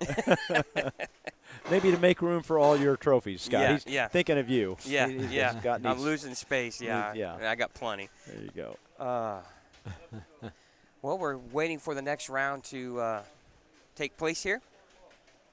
Once again, Scott Gilmore, Mark Sullivan, Mike Albee here in the broadcast booth. I want to thank you guys for taking some time out of your Sunday, maybe watching a little bit of NFL football. You're going to watch some of these guys bowl a little bit here on Savage Bowling TV. We thank you for taking some time out of your day to do so. And we're getting down to where you're going to start seeing some pressure. No doubt. I was thinking the same thing. Things are going to get interesting. This little break probably doesn't help too much either. No practice shots. Yeah. Well, we haven't had a 9th and 10th frame roll off yet. All right. That's true. And That's true. And we have two winners left. Two winners, and they're going to sit out. Yeah, they're going to sit. These should be all losers here. I don't mean that in a bad way. Chad had a discussion earlier. Chad figured it out, the right way to say it. Advancers round. There you go. We knew what you meant, though. Yeah. Well, and we're going to have a really good match down here. Ron Hurt looks like he's going to be bowling Michael Boudreau, who's that should be a good match. Both guys are throwing the ball really well. Well, I don't think Boudreau's had a game under 200. Correct me if I'm wrong, but I don't think he has. Yeah, he lost with a 210 game.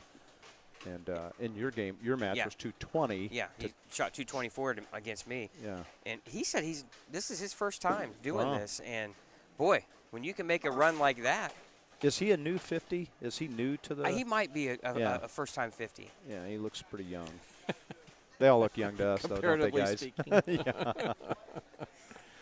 Boy, if you're young and you look old, that's Yeah, really bad. That's isn't really it? bad. Yeah. Yeah. Bowling can do that to you. But see, you guys have been so successful, you look young. So Yeah. Well, one of us has been very successful. And one of us is older than the rest of you. Experienced, Mike. I was gonna try to talk Jeff into letting you throw out the ceremonial first What? ball. And You know? the ambulance is waiting right out there to. Oh, right where he left off. He's lined up, Yeah. it looks like. I think Yeah. he's moved a little left of most guys I've seen, Yeah. and that looks like the right play. He seems to be projecting it pretty well down the lane Yeah, he before it does. starts to break. Yeah.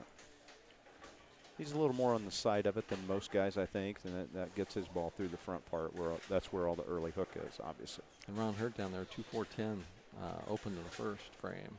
Yeah, it looked like he made a ball change from what he was doing. I don't know if he had intel down there. Yeah. Or He's in a different part of the center now, a little more Mhm. towards the middle. I think Yeah. he came from down there too. He started out down there, came back on the low end of things. Another great shot there from Sure Mike was. Boudreaux. I really, watching Michael bowl against me and how he was able to get his ball to react and not overreact and had a little bit of recovery, I thought, if he keeps things slow mentally, because sometimes, as you know, when you don't have a lot of experience doing this, the game goes by so fast. you get ahead of yourself too real fast. Right. Yeah. And I thought if he slows things down mentally, he could be a guy really tough to beat. Yeah, I think you called it right. I think he is. And Keith is going to be there too. I mean, he appears to be lined up, and just coming off a big game there. Yeah, that looked right from here. Yeah, it did. You don't have to miss right by much to make it look like you missed. And a his lot. ball speed's pretty firm down Correct. there. Yeah. Correct.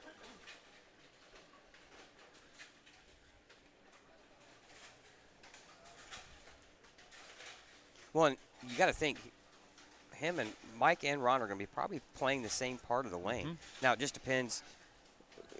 Michael had been throwing something with surface. Ron down here was throwing something a little bit shiny, it looked like. Yeah. So I don't know if they're going to be playing the same type of ball. Ooh. And as you know, you want to make 2 quality shots on each lane when you have no practice, just to get an idea of what the pair is doing Yeah. as quickly as possible. Yeah, last thing you want to do is still be trying to figure it out when you go back. Yeah, you just don't have time in one game. Nope. That's Garrett a- Clark Sr., good attempt at that, but Yeah. Gave up a pin on count there, Yeah. though, too, didn't he? that's tough. 2 yeah. pins, yeah.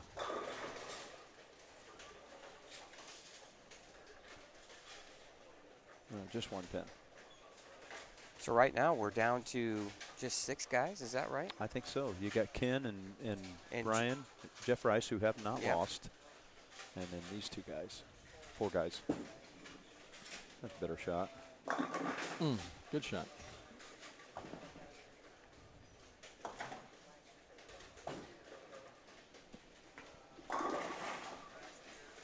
Everybody looks pretty sharp. I mean, to me, the fatigue would be starting to get in. Mhm.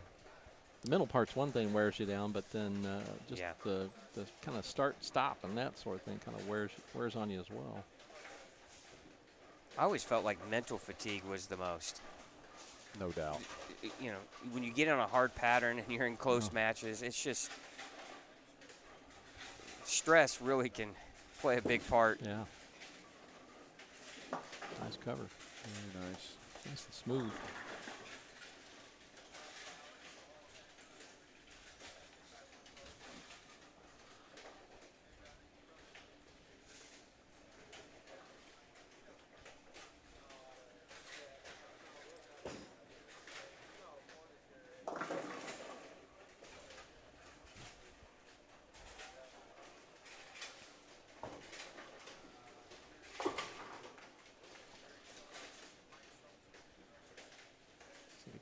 back with another good shot. That's Only a inside. little. Another good break, though. Yeah, take that. Yep. He's trying to get in that loft. You kind of get caught between that loft and lift. Yep. You know, Yep, exactly.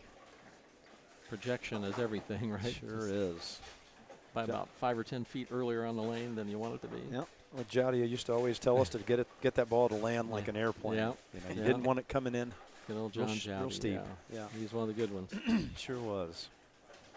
I love when you guys talk about the ways of teaching the old guys would do. You know, you Yeah. don't hear a lot of those things today, and Yeah. of course Little- now you got little more two-handers. technical, yeah. There's so many more things to go on with the Yeah. game, but you know, you never think about a plane on a runway. You know, Yep. Yeah. How nice it and smooth. soft. Yeah. Right. Right. He wanted that ball to land on the lane like Yeah. a plane would land softly on a runway. I got to see. I've been on a few lately. I don't know how soft they've been, but I'll tell you what, man, bouncing them. right now. Scary. I didn't mean to interrupt you. Oh no, you're good. I was talking about I got to run into Fred Borden here Oh, wow. recently, and Another you strong talk one. about a guy with a wealth of knowledge. Analytical, boy, I'll tell you, Yes. he's great. He was. He's got to see all of it, and, Yeah. and what a great bowling mind that is. He just sold his center not too long ago, right? Yeah, he lives down there near the Villages. He Oh, he just lives does? right outside Oh. there now. Oh, yeah. wow. Good for him. Yeah, he's a doing great man. Great, Great sure man. is.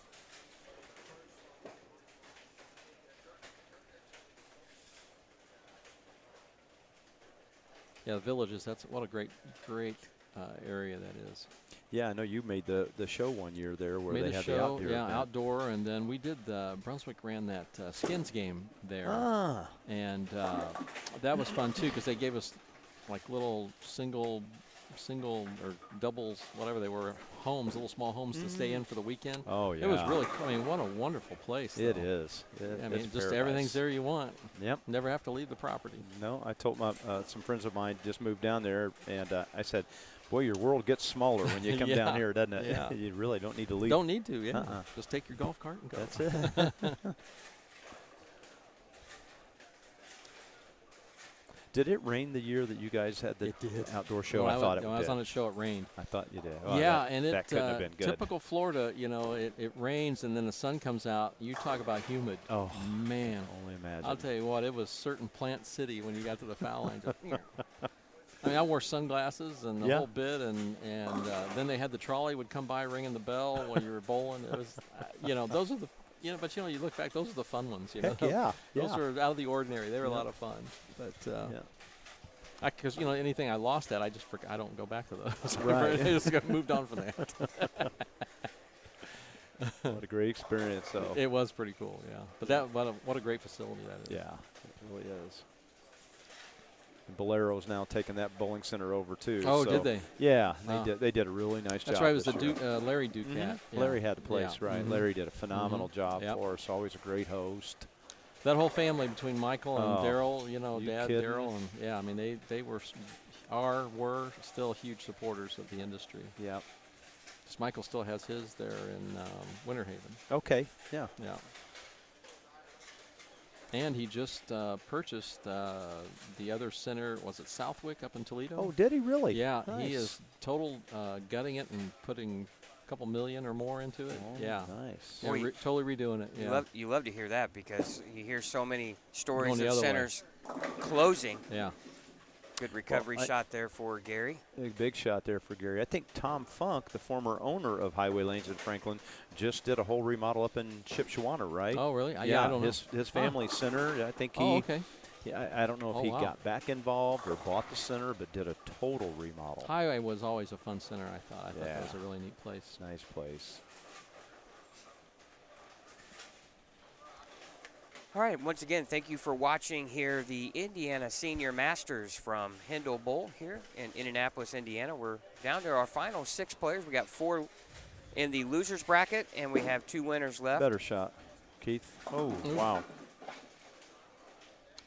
I caught more of that one, I think, because you know you you're kind of had right. been projecting it pretty well, and that one just kind of looks or Kinda snapped. checked up, didn't yeah, it? a little- Those that would like to bowl other events here in the Indiana State USBC, you can go on their website, indianastateusbc.org, Coming up are the Indiana State Open Championships at Mike Alby's Arrowhead Bowl. We also have the Youth Championships in Fort Wayne, Thunder Bowl, and Pro Bowl West. Women's Championships at Muncie Lanes, and the seniors will be bowling their Open Championships at Arc Lanes in Evansville. Entry forms and online registration is available by going to the Indiana State USBC website at indianastateusbc.org. So plenty of tournaments to participate in, and we hope you will do so. And I know the Indiana State USBC thanks you. And again, I know you guys have bowled a lot of those, and I bowled in one Senior Open Championship, but I look forward to bowling the state tournament in your center, Mike, because you know why? That I got a 15-minute drive. Yeah. And I get to sleep in my own bed. I could have swore we weren't letting you bowl it. You're good to go? Okay. Oh, well, yeah. all right. I'm in good standing now.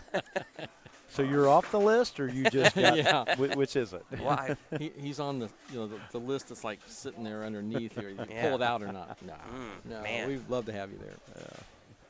I need to see this list. It's right here in my Oh, head. yeah. Yeah, so out of nowhere, my oldest son, Jake, plays tennis for his high school. And season ended, but he became good friends with another kid on the tennis team. And this kid is a bowler. And he talked my son into joining the Harrison bowling team. Very so cool. now I had to go get couple balls drilled, but he has no knowledge of anything, right? And funny story, just to kind of, you never think about this as long as we bowled, but my son, he's bowling his first meet this past week at your place, yep. and he doesn't put a lot of hand. He doesn't, he hasn't really learned how to bowl a lot, but it's there. And I kept telling him, I said, Jake, just aim over the third arrow because he doesn't have a lot of hands. So, and I said, you'll be fine, and he's throwing.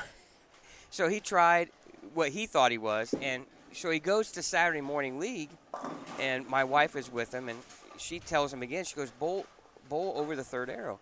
And he was hitting the second arrow.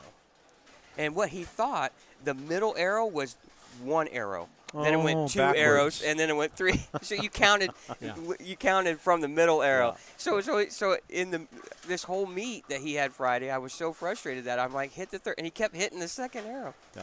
And that's why, because he counted from the middle arrow right, and it was just kind of hilarious. And I thought to myself, well, he's not a bowler, So it's like things that we take for granted, right? Exactly. So, but it's exciting for him to bowl because everybody always asks me. They won, didn't they? Yeah, they won. They nice. Did. Yeah. Everybody always asks me, well, how come your kids don't bowl? And I'm like, well, none of them really ever got involved in it from a young age. And so I was glad to see Jake, bowl. They bowl recreationally, but they don't bowl competitively. So. Well, that's fun. You'll be coaching Harrison next year? No. There you go. No. Mike, I will not be doing that. Yeah, that's a huge commitment for sure. I look at it this way. I always felt like against other sports, bowling kind of, those guys aren't athletes. But I'm telling you right now, you could take the best athlete and put a bowling ball in his hand and have him walk straight and throw the ball like normal. And a lot of guys can't do it because it takes a lot of coordination and skill to do that. It does. Yeah, if you could just stand at the foul line, then you'd cut out half the problem. But just do the one stepper, and that's ball doesn't go down the lane very fast that way, though. Well, Ron has working on an open. Still got a tight one down there, guys. 10 pin there for Ron. He's got 131 in the seventh.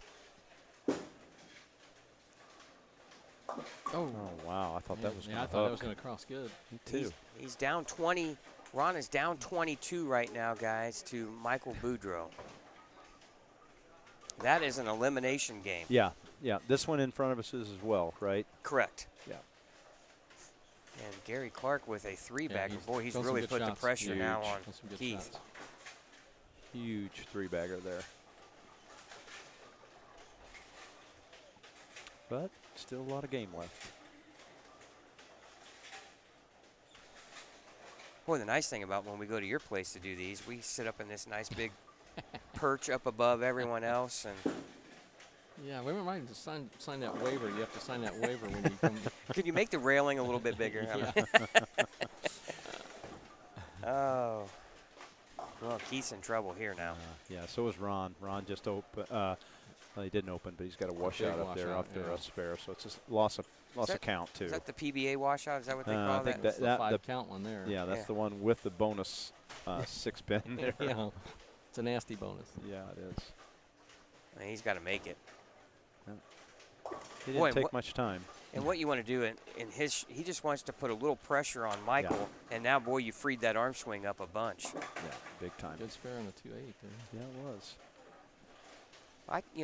I watched Michael in our match at the start of the day, and I thought, man, if this guy can just keep things in check mentally, he throws it really good, and he had a great ball reaction. Yeah, and he's kind of doing, like I mentioned with Ken and a couple of the other guys with the lower rev rate, they're able to keep the ball in front of them. Michael's able to do it with ball speed. So he's got a fairly high rev rate, but he's got a lot of ball speed, which helps him keep it on line.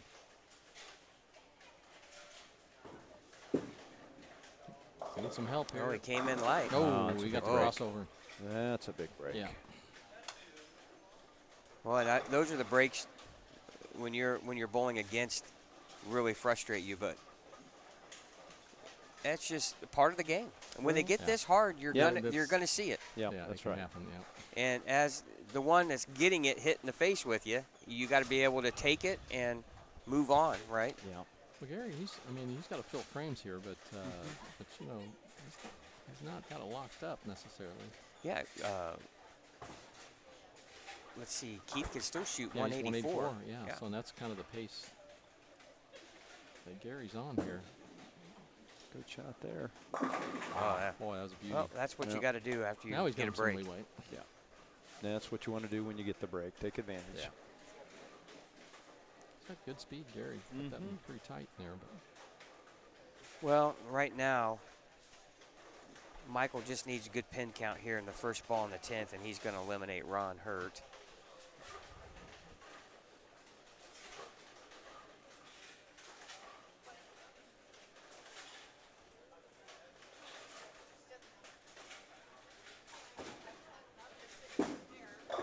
And that'll do it. And that's tried pretty something different. Yeah. Yeah, I think pretty much going to eliminate Keith here as well. And it looked like that Good turn. Ron just had he had a lot of trouble with the right lane. Well, we're going to come down to 2 winners and 2 in the losers bracket.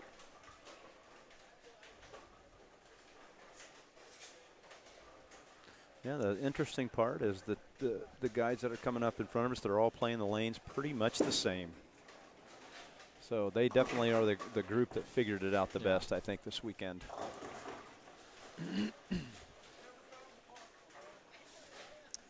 Well, and it's just so hard to win these things. Yeah. Just so many things have to go your way. Yep. Yeah. And that means for you personally, and your opponent can't get all the breaks either. I mean, True. that's just So true. that's why I never take winning for granted. It's just so hard. And No, it's so many things have to happen. Yeah. You got to avoid bowling the guy that bowls the 240, 250 game when you bowl 220, 230. yeah, absolutely.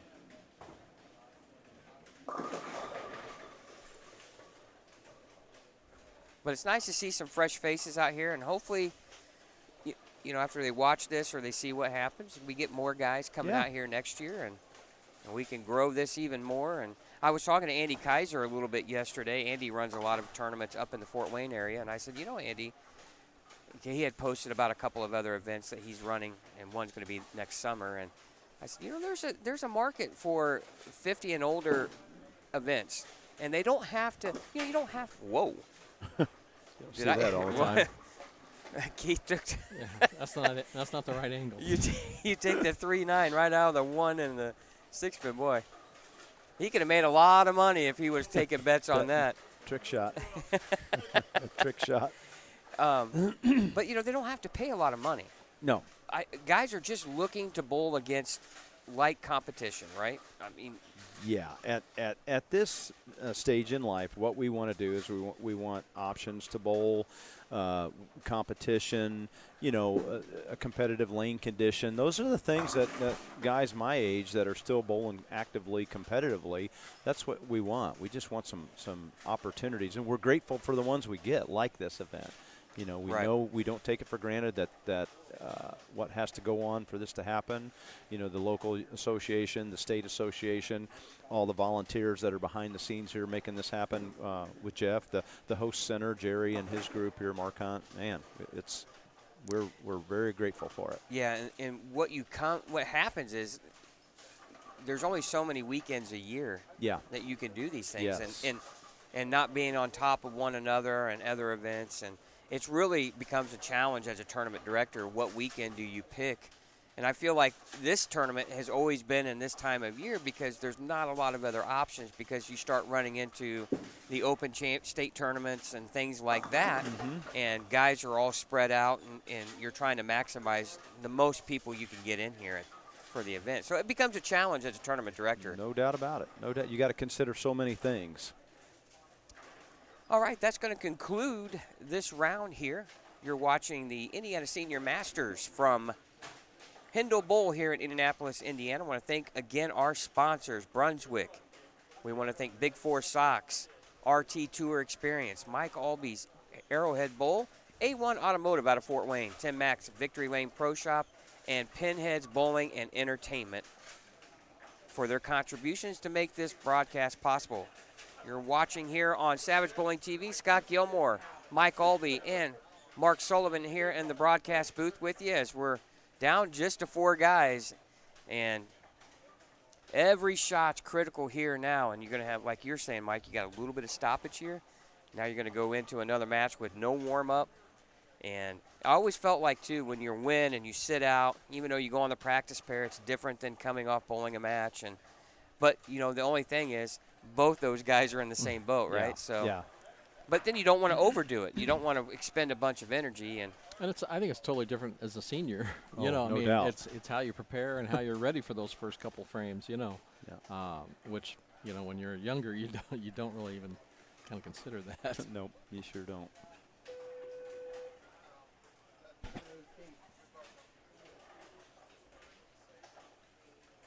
We were talking about some of the talent in Indiana earlier, Scott, before you came in with Chad. And one of the guys we didn't mention was, we talked about the family tournament that was on the PBA where Ryan Barnes and Chris Barnes and Parker and his son. And then we didn't mention Ronnie Russell and his son, Caden. Oh, man, what a bright future that kid's got. A lot of promise there. Yeah, not to mention Ronnie still throws it unbelievably well. And he's going to be, I don't know how old Ronnie is, but I don't think he's too far from the 50 tour. So he's, I would guess, mid to late 40s. Maybe, somewhere there. Yeah, I couldn't remember how much younger he was than me when I first got to know him and Chris Jones. Well, here's the thing. Ronnie's been around so long. Oh, yeah. You think he's a lot older than what he is, yep. but he started at such a young age. True. Yeah, Caden's got a lot of talent Yeah. and ability, and being, again, these young kids are so good. These two-handers are so good. I really, to be honest with you, a lot of people give a lot of flack to two-hander. I enjoy watching them. Oh, me too. What they can do to a bowling ball is just simply amazing. Yep. And I'm all for it. I'm in all. I'm all for it. I'll be honest with you. Yeah, it's cool, and that's where it's going. Yeah. So we can complain about it, or we can get on board with it, and it's going to help and grow the sport. It's all legal. It's all It's legal. It's like the soaker. The soaker was legal back Yes. before they changed it. Yep. So it is what it is. Yeah. I mean, there's nothing to fight about. No. Yeah. No. Well, and that's the other thing. If that's what's growing the sport and getting the young kids interested in it, Sure. let's face it, what's cool? Seeing a ball go like that or just straight down the lane? Otherwise, we'd be throwing straight balls. Absolutely. Yeah. I'd rather have one that glows and lights up. But Well, you can borrow Ken's Yeah. next time. I don't know if that's battery powered or what, but that thing's bright. Actually, I think it's. I think we're supposed to turn all the lights out, and they go to like this there you go. black light, and that's when it really takes somebody came over. out at Bowl Expo one year. They had balls that had lights in them, and they were like a battery pack in there. Yeah. And it's like, okay, it's pretty cool, but I don't know if it's going to work. Those are the ones that they put in their bag and go home with. That's it. That's it. All right, we got Michael Boudreau and Gary Clark in the losers bracket, and Ken Golitzky and Jeff Rice in the winners bracket. Now, as you know, the winner of Ken and Jeff's match, huge advantage, right? Yeah. They're in the finals, no loss. You got to beat them twice. Yeah. That's an ideal spot to be in. Place for to sure. be. Yeah, place to be if you can do it. Yeah. Yeah. And you talk about the talent in the state of Indiana. There are so many great players. Of course, maybe one of the greatest of all time. Not only Mike, but now E.J. Tackett. Where we does just he talked go about in him. that? Yeah. In that category. Yep. No doubt. Unbelievable career. You know, and I look at these guys like Jason Belmonte and E.J. Tackett, who just came off a 5-win season. What would they do in your era, Mike, when you have 36 weeks to bowl? Now, I don't know. That doesn't mean they're going to dominate, but that many more opportunities to get a title. I mean, it would be interesting to see where they could fall in the overall I don't numbers. see why they wouldn't have. I mean, to me, the biggest difference is the amount of players that there are. I mean, that's probably for me, that's the biggest difference in that. Yep. That, you know, they're not bowling near the amount of bowlers that we were. So, you know, based upon what the sample size is with what they do, I mean, hell, they'd be winning 10 or 12. Yep. You know, for sure. No, there's no ifs and buts about it. The way they dominate what the field is nowadays, and they would have dominated back in those days too. I mean, that discussion always came about. Always, you know, when you started the '80s, the guys in the '70s like, oh well, you know, you couldn't do that. You know, same way '60s to '70s. You know, to me, if you were a good player in whatever area you're in, I think with the way you cared for the sport and took it, you would have fared fine in whatever decade you showed up in. That's the way I always thought. But. Totally agree. So, you know, so you're saying, like, in this way, if Pete Weber in his prime, or even Mark Roth, or even yourself in your prime, when you are only playing against 100 guys, it's a lot different, because how many did you guys have on a standard tournament as far as entries for your events? It varied. I mean, depending. I mean, when I first started, I mean, there was rabbit squads, so you had to bowl in rabbit squads to start with. So if you bowled in the 32-lane center, I mean, a rabbit squad was 140 or 50 bowlers for 4 spots, 8 spots at the most, I think, something like that. Then when I bowled in, I want to say my first year would have been 79, but you bowled in Detroit. When you bowled in Detroit, because back then they allowed amateurs to bowl. So, I mean, you had 300 and 400. I mean, one of the Masters I won had 770 entries. God. You know, you just don't. I mean, there's just a lot more players, and there's a lot more. And it's not a knock on EJ or anybody like that, Right. because if they had 36 tournaments, I guarantee you that multiplies out. And EJ or Belmo or Kyle, any of those guys, Simonson, they win the same amount. You know, Mark Roth, when he came out with what was different than what everybody else was doing when he turned it. He won 8 times 1 year. Dominated. He won 8. You know, so I think all that plays out by the numbers. I mean, you know, and I'm sure that those guys would love to have a regular tour where they could bowl more. You know, but they've got other events that are kind of cool, that are different. I mean, it's just, you know, you play the game that's in front of you. It's all you can do. You play the hand you're That's all dealt, you can- right? Yeah, I mean, that's all you can do. And your point being, the top 5 bowlers today would have been the top 5 bowlers in any I think era. so. I mean, I believe that. I do but- too. I totally believe in that.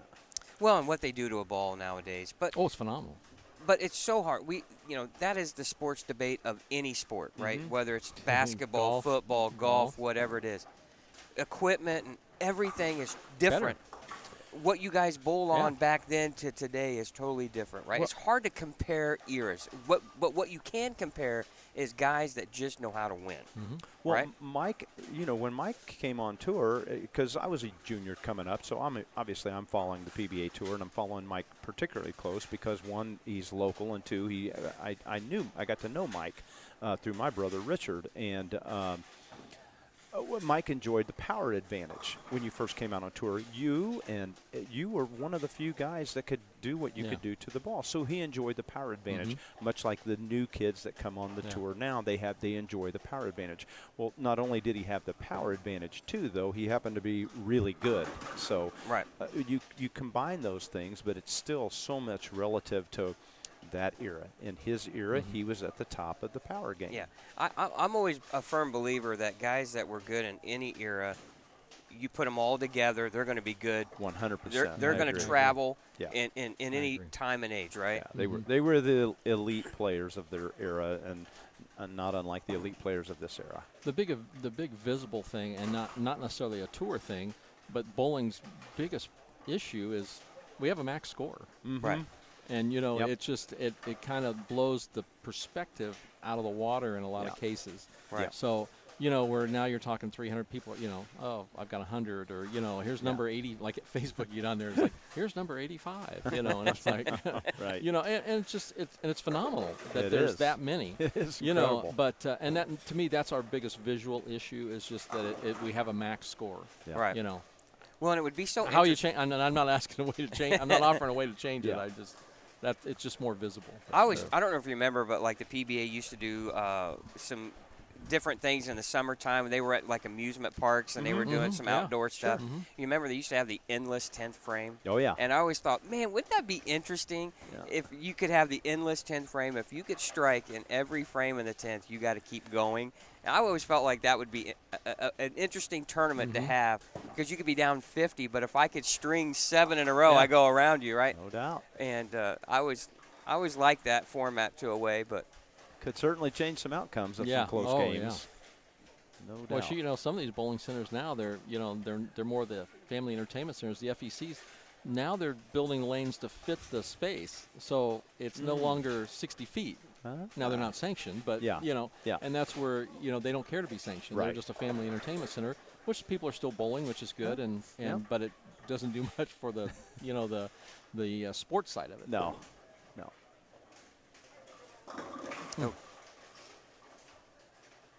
Ken trying to stay clean here. Ken leaves those 4 pins, but he seems to always find a way to make that move to get that 4 pin out of there. Yeah, because he's close. He's Yeah. right there in the 1-3, so it Yeah. should be just a minor adjustment from that. And it's he's not using that No. yellow. I'm colorblind half the the time. vibe. So Yeah, the hammer Is that what it vibe. is? Uh-huh. The only thing I remember being that color was Sunstorm? Sunstorm sure was. Yeah. And they But actually that was like re-released did they? that too. They came Oh. out with a re-release of that ball, reproduction of it. Well, that sucker was bright. Oh, it still is. It's like when AMF come out with that white one. The white, God, what was goodness the name? gracious. What they I call remember that? Wonderlic throwing that. Yeah. all the time. Yeah. He might have even won with that. I don't know, but The yeah. bone, Yeah. excess bone. yeah. AMF excess That's bone. it, yeah. I remember. You could tell where the lanes or the machines were clean on those. Oh yeah, you could. Yeah. Same with And that your one. shirt. Yeah, and your shirt. It got on your shirt pretty easy. It picked up everything. It was like the line of duster of bowling balls. But that was another one I could never tell Uh-uh. if I was flush in the pocket or light. I mean, I just couldn't see it. No, I used the yellow angle, which is not Mhm. too Oh, the far yellow off angle, of that that's for a right, while. yeah. But that one was a little tough Yellow too. angle, yeah. Yeah, yellow angle. Well, it looks like Ken might have switched to urethane. He did. He's got the Purple hammer. purple hammer in his hand now. Is that the urethane of choice? Yeah. Oh, no doubt. this That's day and the, age. That's the dominant. That's actually the most controversial ball on, Right. on the planet right now. Yeah. Probably in history, or at least the top couple. Yep. And it's so interesting what I found, learning more about the early serial numbers. The more you threw it, the softer it got. That's the whole. They didn't know that for a while. Right. That was the dirty little secret about the ball, is actually the more you used it, the better it got and softer it got. Now they've eliminated those. So sort of, or- the plan going forward is to eliminate those from PBA competition. You can still use them in USBC competition, but not PBA. the earlier serial number ones. Correct. You only get to use them for a year. So if you bought one in 2022, based on the serial number by the end of 2023, that ball is no longer an option for you. Huh. Well, and If somebody's paying attention. Yeah, well they do, because Do they? if they're getting run over, somebody's going to come over Somebody's and looking. look at it. Yeah. well, and they were talking about Jacob Buttriff from week to week. He was bringing the same 3 or 4 he had every week. Yeah. And the ball never seemed to get, like worn out. It just kept getting better and better. And it's like, wait a minute here. Well, and there's a lot to what you just said. And Mike, you alluded to it earlier. Once you get on a little roll on tour, you can really get it going. And a couple of things that seem to be relevant now, and I think they probably were in your day too, even though we go to a different bowling center every week, even though we play on 5 different patterns, it seems like certain guys excel during certain times. And then you'll see that come off a little bit, and you'll see a new group of guys that get lined up to that particular condition. Yep. So even though we bowled the World Series of Bowling this year up in Jackson, Michigan, and we bowled on 3 different patterns, and 4 different patterns, and I'm telling you, they didn't play that much different. And the same 5, 6 guys bowled good on every pattern. That's usually the telltale sign. Yeah. There you go. Yeah. It says a lot about the center. Mm-hmm. And you get some centers, and no matter what, you just you can't get a pattern to play differently. Yeah. Nope. And they weren't that different. You know, I'm really surprised that Ken went to urethane. I just didn't feel like I tried throwing urethane in practice, not this morning, but yesterday, and it just didn't roll consistently. You think he was just getting too much dip on the back there? Too much? He too must much have. snap? He must have felt that way. Uncomfortable? Yeah. Because the way he's playing, he's pretty direct, so I'm sure he doesn't want to get his feet in any deeper if he doesn't have to. Yeah. I think that's the idea. He's trying to stay right. That was pretty good. That's a good shot there. Yeah, that was a good shot. I tell you what, there is an art to throwing it. Yeah. Yep. No doubt about it. Yeah, get it to the right hook point without it hooking too early or not hooking at all. Yeah. If you're looking at the chasers down lane for your urethane ball, you're looking at the wrong spot, I feel like. No doubt. Is that what those are called? Yeah. I never looked that far down the lane. You were an arrow guy, weren't you? Yeah. Typically. Yeah. Arrows. I would go probably 4 or 5 feet past if I needed to get me to be a little longer with it. Oh, that was a nice shot, though. Did that trip him out? And that's just what He's got the Jeff 7 kind of even, though. did. Just kind of soft rolled it, and the ball never overreacted. But when it hit the pins, it just Yeah, it knocked them all over. he had the body language that had something still Yeah. standing. Yeah, he did, didn't he? Yeah.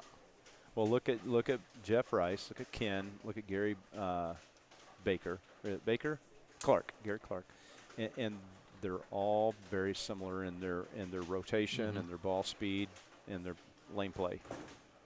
Not too different. And Michael coming in high. And Michael's the exception. He's got the higher rev rate, but he's got the higher ball speed to sort of counteract He's that. trying to loft a bit, but boy, he's catching it. Mm-hmm. Making it worse, isn't Yeah. it? Just get that extra double time on the back. Yeah.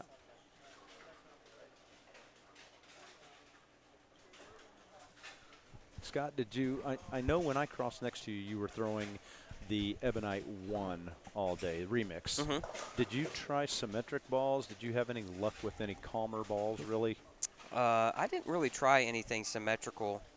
I tried, let's see, I threw, well, you know, and this is going to sound bad if I don't know, but I threw the Teal Rhino Pro, but I don't think that's I think that's an ASIM, correct? Symmetric. That's the only symmetrical it's ball. It's actually a very small core. Yeah. So it's a real smooth ball. Yeah, that's the only one I tried that was symmetrical.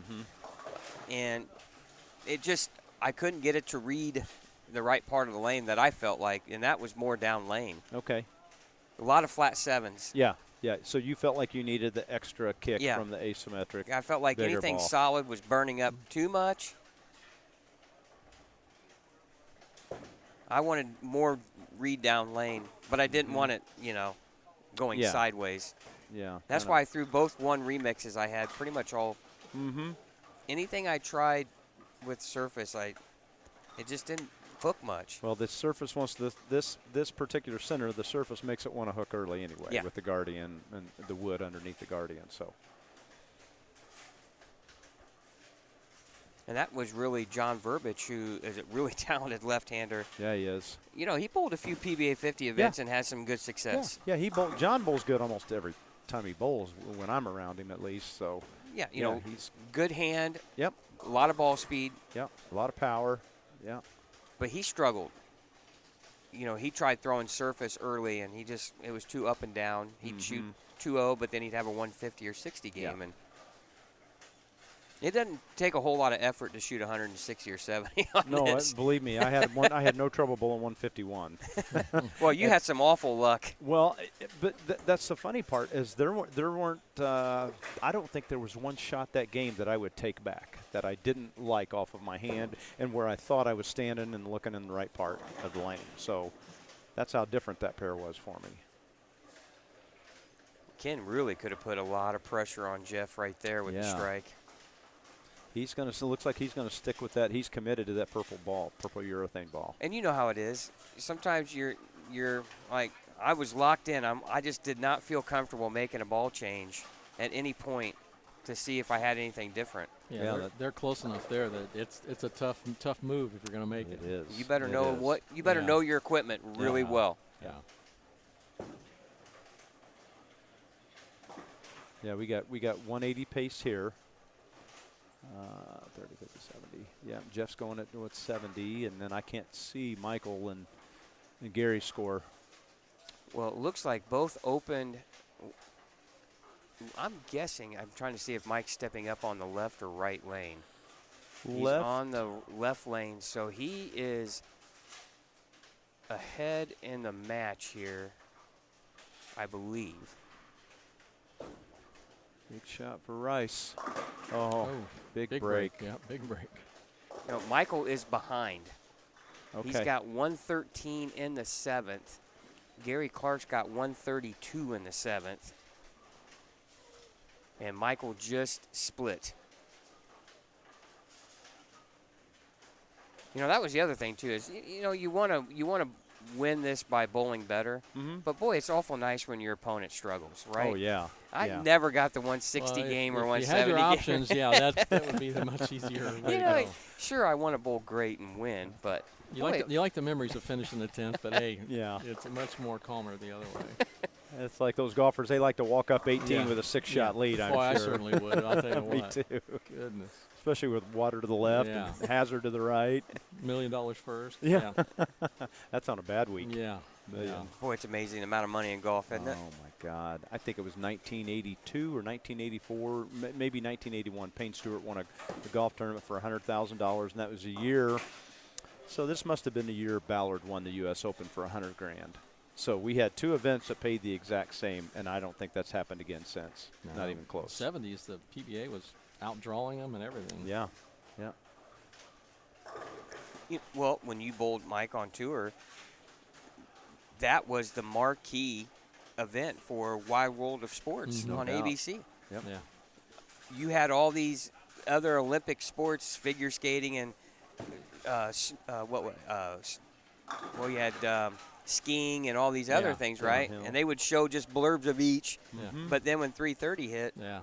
it was all about the PBA the rest of the day, you know. Was it a 90-minute show? Yeah. Or, 90. Yeah. Okay. So 5 matches, Yep. or 4 matches, rather. 4 matches. And I never missed. Makes 2 of us. I never missed a Saturday afternoon show if I could. No the VCR way. was the greatest thing that came out at that particular time, because if I had to work when I was younger, I could record it, you know. Yeah. And at that time, too, my cousin was bowling on tour, Mark Thayer, and when he made a show, I didn't want to, I had to watch it.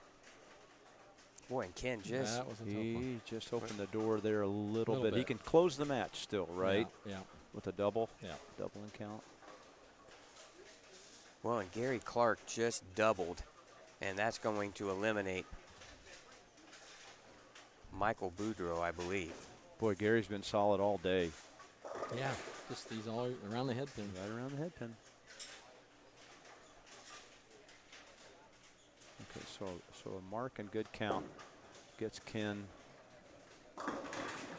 Another 4-pin, Mike. Yeah, he'll take that one. Yeah, he'll take that one, because that was kind of edging his way up there. Sure was.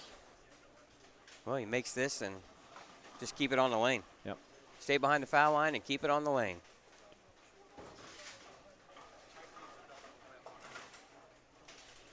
So Yeah, the PBA sold a lot of bowling balls there in the 70s and 80s. they sure did. Man. All right. Just got a little bit of information that Michael needs to double to win. Okay. Wow. So he is still alive. That's a tough ask. Ooh, it sure is. You know that firsthand, Scott. Yeah. Woo. Woo. Count. This game is still alive. Ken made the spare, but he hit the pin on the left side, not what you want to do. So now here we are.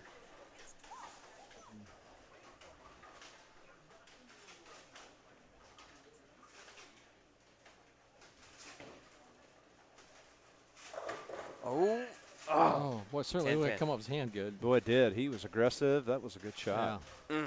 Well, Gary Clark will survive and advance. Ooh, That's boy, that was yeah. Ugh. That had Yeah, there options of was- having a couple on each side of the lane It there. really did. And boy, big four there would have been. Yeah, no, that would have changed some perplexion there. Well, that means Gary Clark will advance to take on Jeff Rice in the elimination side of the bracket. Nice shot. Jeff did a ball change there. Yeah, good choice. Yeah. Good choice. Do it good. You know, and Jeff's not a real, correct me if I'm wrong, he's not a big tournament bowler. So a lot of, when to make a change and how to read the lane, some of these guys, that's not their strong suit when you're not experienced, I should say.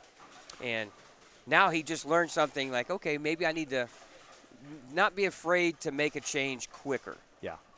And I think what you guys were talking about earlier, the scoring pace is relatively low. The conditions very demanding, so it's hard to make a change when you're close. And I'm sure he felt he was close, but clearly that was a good ball change because there's a double Yeah, late. he got that. No, he left. But he seven got pin. that in. That sucker just laid Yeah. there. Yeah. So, Yeah. So that may prove to be a big move for him Yeah. in this next match. He's got something that he didn't have. All right, Ken Galitsky will be your winner of the winner's bracket. So he'll be in the title match, and you'll have to defeat Ken twice, and we'll find out if that will be Jeff Rice or Gary Clark Sr. Again, we want to thank you for watching here the Indiana Senior Masters from He's gonna Hindel take a Bowl look at in another Indianapolis. shot. Smart move. Scott Gilmore, Mike Albee, and Mark Sullivan in the broadcast booth. Want to thank our sponsors quickly, Brunswick, the brands of Brunswick, for being on board. Pinheads Entertainment and Bowling. Tim Mack's Victory Lane Pro Shop. Mike Albee's Arrowhead Bowl in Lafayette. RT Tour Experience, A1 Automotive in Fort Wayne, Indiana. And Big Four Socks. Want to thank all of those sponsors for their contributions. Again, other tournaments around the state of Indiana, all ran by the Indiana State USBC. You can go on their website at indianastateusbc.org and get your entry forms. We have the Indiana State Open Championships at Mike Albee's Arrowhead Bowl. We have the Senior State down in Evansville, Indiana. We also have the mixed. So a lot of other tournaments that you can partake in around the state. Just go to indianastateusbc.org. You can pay online, you can enter online, and you can get all of your information there for all these great events run by the state of Indiana. So, again, want to thank you guys for watching here on Savage Bowling TV. We're down to our final three players here, and we're going to find out, guys, in about hour and 15 minutes who our 2023 champion is. You know the nice thing about it, too? You look at the clock, and it's only 12:35, Yeah. right? Yeah, It's gone pretty quick, hasn't yeah. it? It does. Well, Chad and I were talking about this year's event and setup and all that stuff, and he goes, you realize at 20 after 1 last year, we were done. Yeah. And you just don't realize how fast it goes by. Mhm. Now, the regular state masters with 32 Yeah. guys, it takes a little bit extra. longer. Yeah. And, I will say this. The older guys, boy, they're ready to go, right? They are. The younger kids they're more how do I want to say it? I used to always methodical, Deliberate, they're yeah. deliberate, yeah. And I'm sure it's got to be fun bowling on the 52er, because a lot of the guys, it's just more laid back, relaxed. Yeah. It seems like. Yeah, it really is. The camaraderie is just it makes it a lot more enjoyable.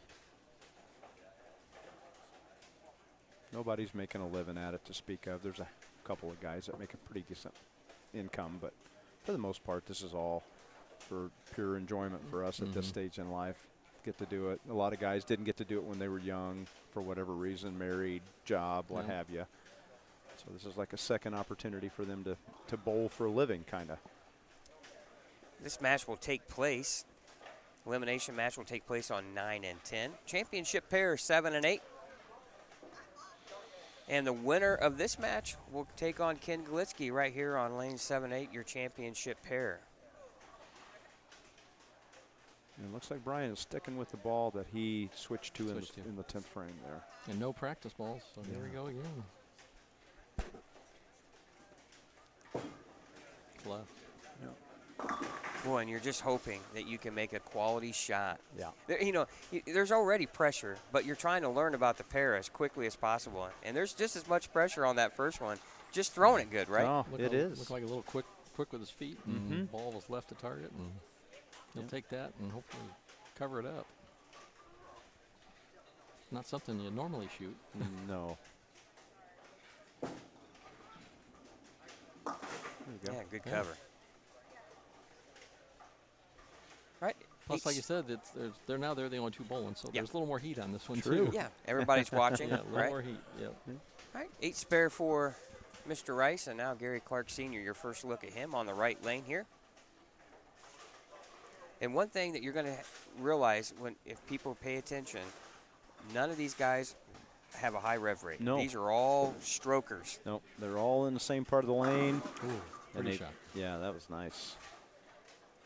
Gary just does a nice job of not overcomplicating it. He doesn't try to do too much to it. He kind of lets the ball do the work for him. Well, both players are very similar.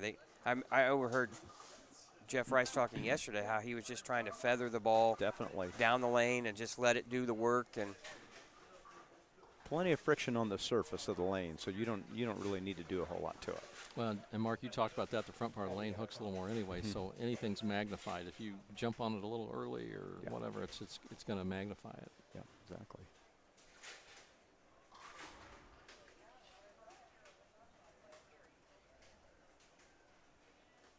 Good roll. Man, no kidding. Oh, 6 into the 10. Boy, That's a great That's shot. the tell right Yeah, there, isn't it? When is that the 6 telltale kicks sign. that 10 out, that's a good you sign. knew you threw it good, yeah. Yeah. yeah, that's when you know you put a good touch on it, right? Yeah, great shot. Boy, as a bowler, that is a great sight to It see. is. That's the feeling you're looking for. That's the feedback you're looking for.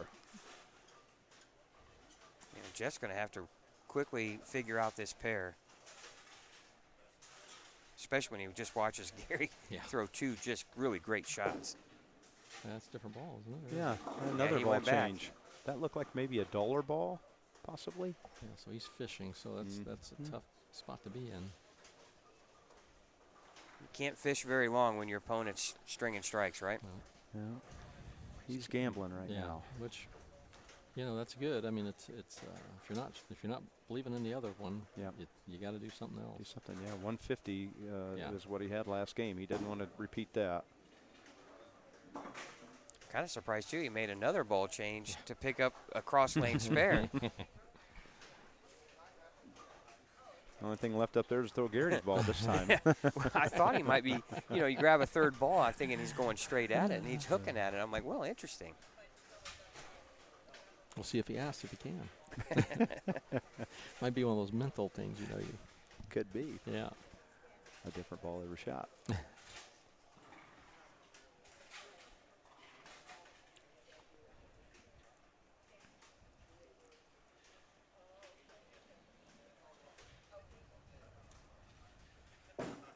Then again. Yeah, he's definitely confused right now. Yeah, he's just not. I think a lot of times when you start switching balls, boy, if you don't have the confidence that that's what you're doing right, Yep. you get that tentative, That's right. helping it type thing. Mm-hmm. Well, he's essentially thrown 3 shots, and he's thrown 3 different balls. It's really That's hard to do. I mean, and throw them with authority and confidence. conviction, and absolutely. I see that. I mean, knew what he was doing there. Sure did. Smooth all the way through it. Everything. Yep. No hesitation. Yeah. And, sometimes it's kind of hard to see what's going on internally, too. Yeah. You might look calm on the outside, and, I always think of Gene Wilder, steady as a rock, and this is my shooting hand, and he's wobbling it back and forth, You just never Gene know. Wilder. What year did he bowl on tour? Unfortunately, I know what you're talking about. Yeah. Wow. What a shot. Big shot. shot, Gary. Beautiful shot. Oh, he has been clutch today. I think that 5-pin left the building. That sucker just went straight out. I think so, too. Great shots. 3 really nice ones. Here's one you definitely don't want to start thinking. You don't want to just, start playing it safe. No. Just keep doing what you're doing. No. Like you said, one shot at a time. Yeah. Just the one in front of you here.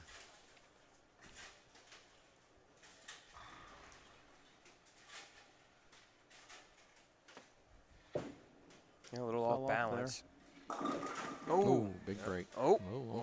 Almost a bigger break. Oh, it was. Boy, he got the big 4 out. Yeah. It's hard to trip the 4 and still leave the 610. Yeah.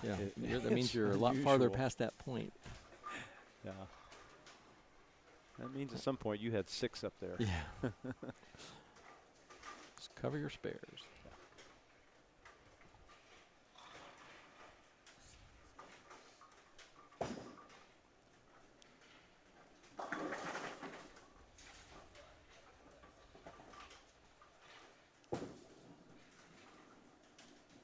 Yep, good Took cover. a little off. Yeah, took a little off. There you go. Good spare. Well, and you just stay clean, and you just Yeah. you're forcing your opponent to strike. a lot Right? of He's pressure, got yeah. all the pressure on Jeff right now. I mean, he looks up and he hasn't opened yet. He's clean through 3, but he's staring at the scoreboard and he's down 21. Yeah.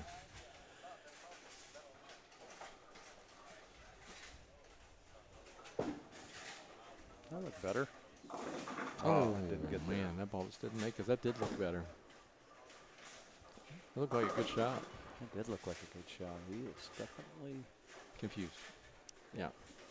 Not sure what that ball, but like you said, good roll, looked good. Thought for sure it'd make the turn. Yeah, 'cause all the other ones it looked like he was kind of trapping them, Yeah. kind of pulling them a Yeah. little bit, and that one definitely gave it some room, but not. It didn't look like he No. pitched it out either, though. Got a chance. Oh, Now he's in trouble. Yeah. Yeah. Now what does he do?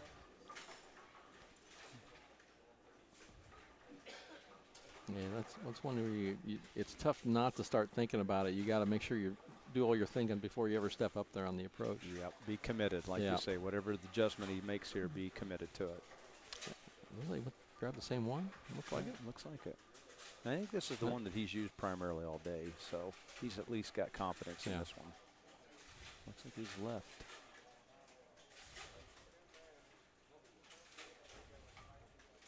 A little more ball speed, too. Nice shot there. Pretty shot. Good comeback. Pretty shot.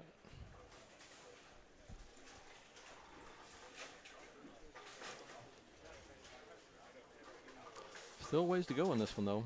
Yeah. Yeah, a lot of bowling left. Yeah.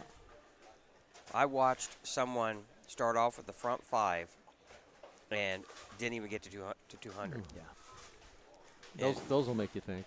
Yeah. So you might look locked in, but it just takes a couple of shots. I Well, mean, yeah. how many times have you guys had like the front 7 and you're just locked, you miss, and then all of a sudden you can't strike again? Yeah, you miss behind it, too. That's a killer. You Yeah. miss one, you don't get the hit, and then you make a bad Yeah. shot, and it's a split, and all of a sudden, And that can happen so easily on this. yeah. Gary Clark Sr. right back flush. This will tell the story right here. If he doubles here, I don't think Jeff's going to have a chance. A lot of pressure on Jeff because Jeff's not even lined up on the right lane yet, I don't think.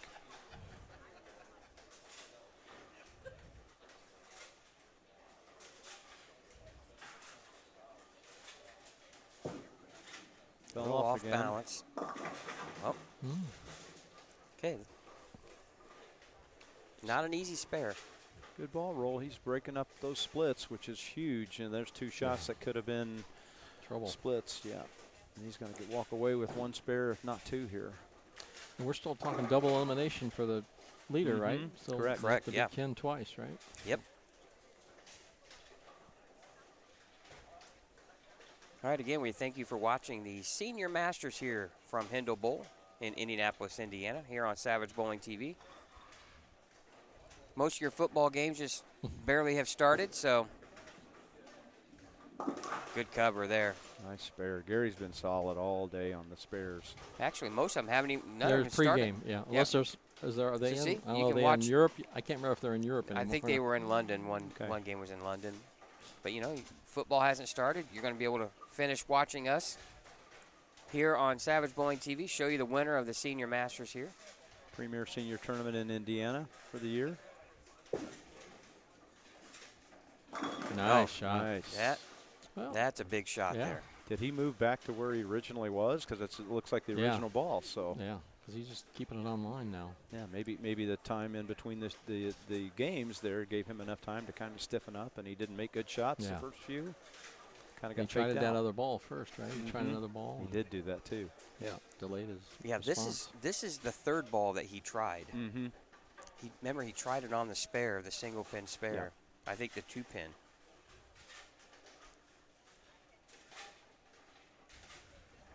If he can get this one, we have a game. Got off his hand a little quick. Did it lay there? Oh, tripped a 4. Tripped the 4. Well, big shot. That's one of those, another one like the 6 into the 10, 4 into the 7. When you trip the 4 or the 6, same thing. You've got good roll. Got good roll. Yeah. Good touch. Yeah, Yep. absolutely. And now he's got confidence that he's in the right ball with the right part in the right part of the lane again. Well, he sent a message to his opponent too that hey, Sure. You're darn right. That's yeah, exactly it's a what I was going to message say. sender, yeah. Absolutely. Now the first bit of pressure now in this game is on Gary Clark's shoulders. Yeah. Because now he sees his opponent is lined up and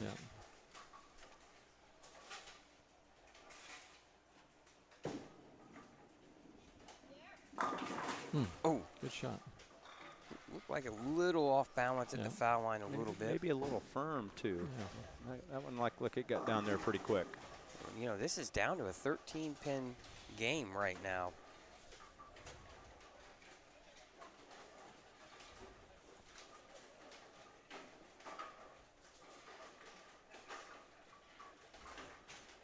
Definitely don't want to give him Jeff some- any yeah. more help here. Just make this spare, force your opponent to continue to throw strikes. Gary's looks like he's using a Robbie. Is he wearing a Robbie's glove? Yep.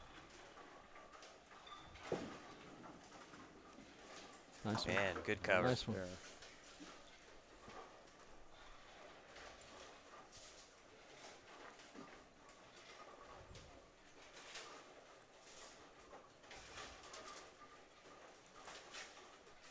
You wore one of those earlier in your career, didn't you? I did one that's show, right. I think, Yeah. when they told me how much I could make off that, and I thought, okay, I'll try that. And you could take the metal out of it, and it was just a wristband. Then I got home, and somebody said, "Wow, I didn't know you used that." And it's like, yeah, I don't. So I thought, that's a bad look. So I no longer did that. Yeah, one shot at that. Oh. When you make that first show, they come at you. It's like yeah. drinking out of a fire hose. Everything's just flying at you. Oh, Dirty great. shot. Here we go. Yeah, much different roll on that one. Yeah, it was. I remember hearing a story about, I don't know who it was, somebody bowled with a particular ball almost all tournament, led it by a bunch, and he gets to the TV show and he throws a ball. He's never thrown at all because he got a bunch of money thrown at his way. That was not And it as cost rare. him the tournament. Yeah, that was not as rare as you think. I was going to say that's a who's list on who did that. Yeah, that they look at that list and certain equipment, which was the key to try to get them on TV, obviously, and a lot of people switched. I mean, Pretty good shot. beautiful shot. Wow. What a clutch shot Yeah, that there. was a heck of a shot there. Yeah, that was one of those things where it just man. Obviously the money was the reason a lot of people were out there and needed it to survive even maybe to the next week. So, I got to the point where I never looked at that list. I waited till it was over so I knew what I was supposed to be paid. Other than that, I tried to use whatever I used all week. And if it didn't work, I had no trouble switching. But it was only because I felt I could win with something else. But yeah, that definitely was not necessarily not done. They lured some guys in, didn't they? Mm-hmm. And it cost them titles for sure. Yeah. Which just blows your mind, doesn't it? Yeah. I couldn't give that up. Well, these people just get caught, and in their personal situation and that you just don't know. Yeah. Really good shot. Wow. That What was shot making. Heck of a shot. Boy, that's impressive. That is impressive. Well, we've kind of switched the table here, right?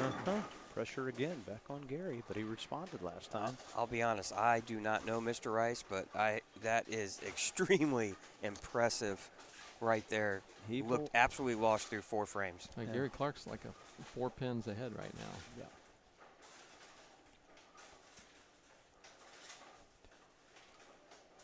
It's actually 3 pins. Yeah. Mm-hmm. Right. This is to Good maintain shot. his lead. Rolled it well.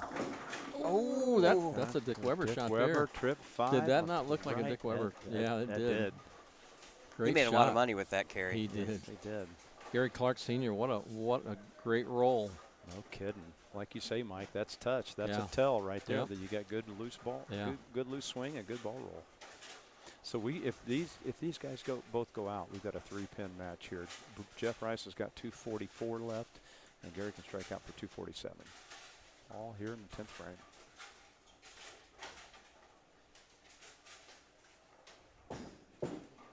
Good looking shot.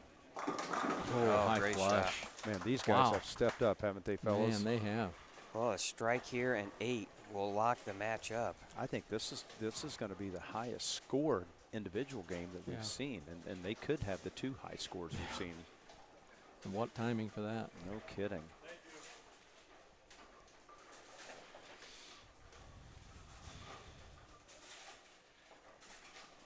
This was something I would never have predicted, that you could shoot 240 and lose. Needs this one here. A little off balance again, guys. Yep. The Yep. door is open. That Yep. changes things on count too. So he needs to make this spare to make Jeff double. Mhm. 2 out here, Yeah. 9 out here is going to make it to where Jeff could go double 9. Well, he could go Strike strike. nine nine. spare. He could go to tie. strike spare. 9 if Gary doesn't Doesn't convert clean this up. spare. And Gary did not go to the spare ball here for this shot. Nice great spare. cover. Killed it a Beautiful little spare. bit. Great, huge spare. Jeff's got a double here to stay alive. What a game for Gary Clark, though. Yeah, what a great game. 234. I would have taken that every game and never thrown a shot. Every game. You would still be bowling, sir, if you would Yep. have. Well, we're about to see what kind of bowler Jeff is made of right here.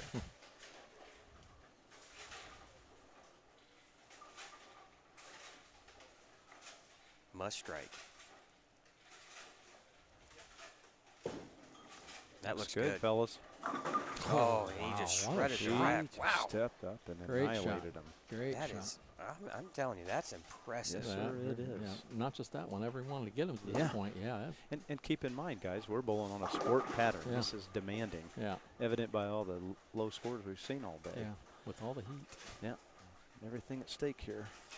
Strike here to have a chance to bowl for the championship.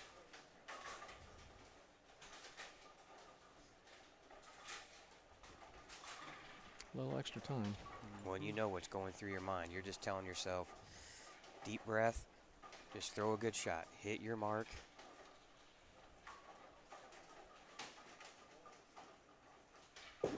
That's a good ball, guys. Oh, my That is goodness. What a Wow. match. Unbelievable. Great shot. What a shot. The first 3 frames fishing, and boy, he found it and locked in. Closed But it out here's the other back. thing, guys. It's one thing to get lined up, but for your ball to carry Oh, yeah. every shot. Oh, yeah. Yeah, that was beautiful shot making. Both bowlers, beautiful shot How making. many 8-baggers did we see today? I mean, that's it, right? Yeah. And I've he never needed every one of them. Yeah, I haven't seen an 8-bagger all tournament. No, and he needed every one. And Gary, kudos to Gary for bowling a great match and keeping the heat on. Yeah, threw it back to him. Yeah. Yeah, sure did. That's a tough one to lose on there. That's tough. Right at the head pin. Oh, Wow. struck again. Nice finish. Wow, that is impressive. Jeff Rice throws the back 8 to defeat Gary Clark, 244 to 234. And I'm not sure Gary knows what hit him there. No. He was in full control. Guys, he had 3 shots where he didn't really post it, Yeah. Yeah. and he missed all 3 times, Yeah. and the one in the 10th cost him. Yep. Oh, and those are the 2 highest scores I've seen today. Unbelievable. Mm. Beautiful. Great game. Well, your championship match here on 7 and 8 will be Ken Galitsky versus Jeff Rice. Jeff will have to defeat Ken twice in order to claim the title. You're watching the Indiana Senior Masters here on Savage Bowling TV. We'll be back with the title match right after this.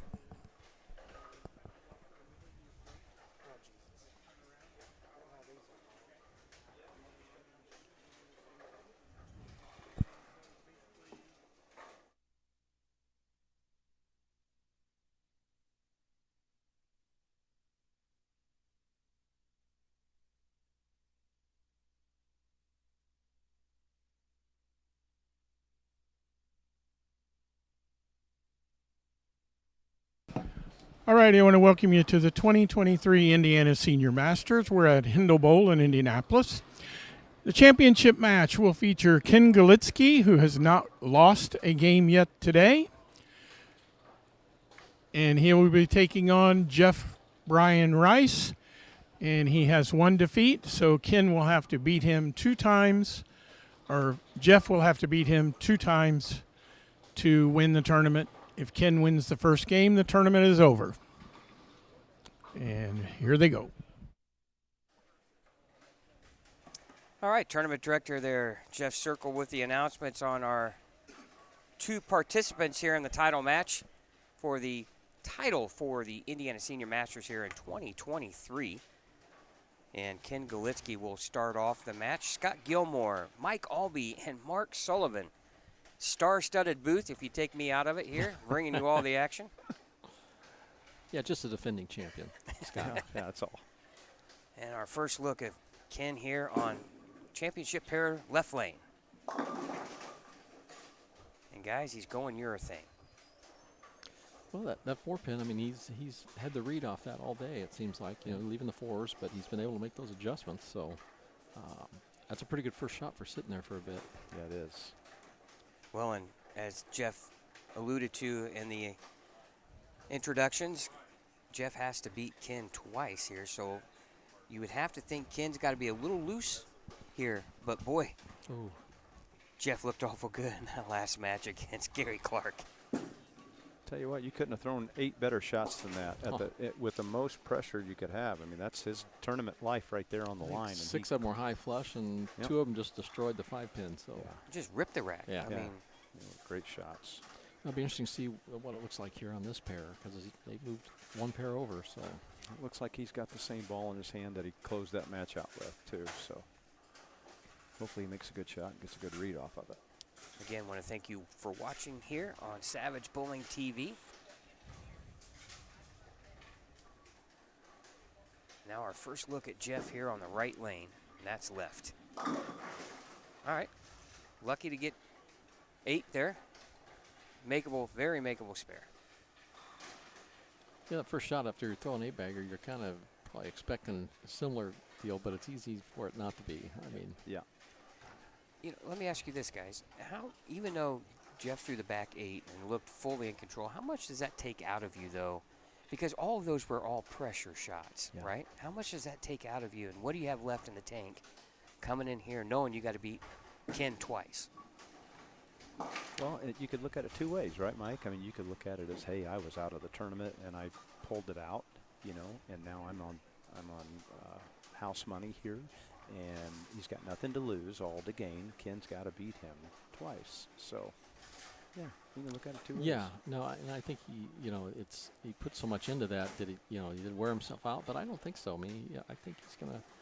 Beating somebody twice is hard, so you're right back in the fire. So it may take a shot like that first one to get out of the way, but I think now you're right back to focusing in and what the job is at hand, and that's when. I think if nothing else, it sure boosted his self-confidence. That's Yeah, for sure. yeah. Especially that ball he's throwing. Yeah, Yeah. Great shot.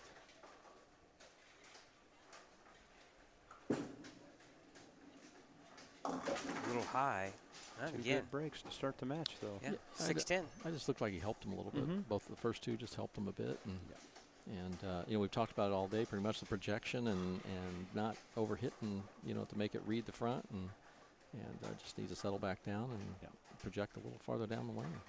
All right, quickly, we'll thank our sponsors once again here for the title match. The brands of Brunswick, Big Four Socks, Mike Albee's Arrowhead Bowl, Tim Mack's Victory Lane Pro Shop, Penheads Entertainment and Bowling, RT Tour Experience, and A1 Automotive out of Fort Wayne. Thank those sponsors for making this title match possible here on Savage Bowling TV. And boy, what another great day for not only for bowling, but for senior bowling. It's been a really exciting day. A lot of close matches and 2 guys that have really just survived, right? And now a chance to claim the biggest title for a senior here in the state.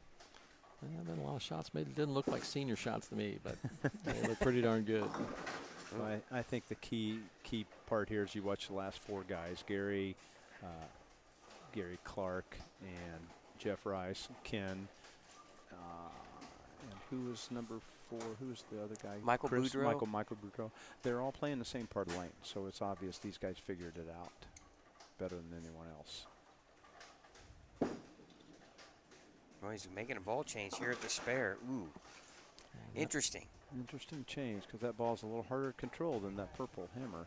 So Well, And that's what we saw right there. Well, yeah. that ball is designed jumped. to be very clean and very responsive very down lane. responsive. And, you know, you can chop that spare multitudes of ways. So and, easy. And he did. So open frame here in the second. Now right back. Oh, that's right. Oh, got it in. Wow. I don't think I didn't like it, but he Yeah. didn't like it either at No, first. it looked wide right It to made me, the too. tilt. You know, sometimes you find things that you weren't looking for originally. You know, you just never know. And does he recognize, hey, Yeah, that might be a little- spot. Right. Yeah. Uh-oh. Uh-oh, yeah, we see a ball change. This is the ball that he started the last match with, and he only threw it once. Well, you know, and there's something to this, too. He made 2 shots that we think he pulled. So we wouldn't consider those good shots, and he's making a ball change off of that. Did he get enough information off of the bad shots to make him believe that he still He needs had something different. Yeah.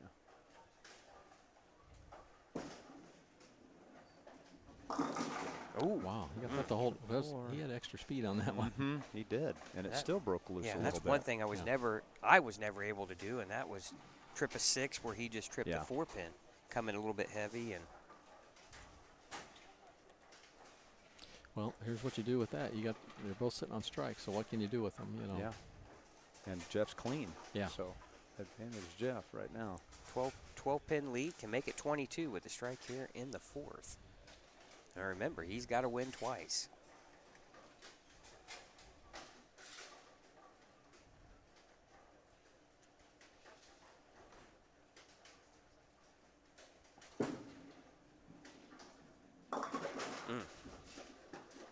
Here's another interesting fact too, guys.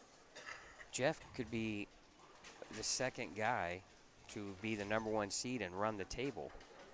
I was the #1 seed last year and won, and Jeff, I believe, was the #1 seed this year. Yeah, he was. He sure was.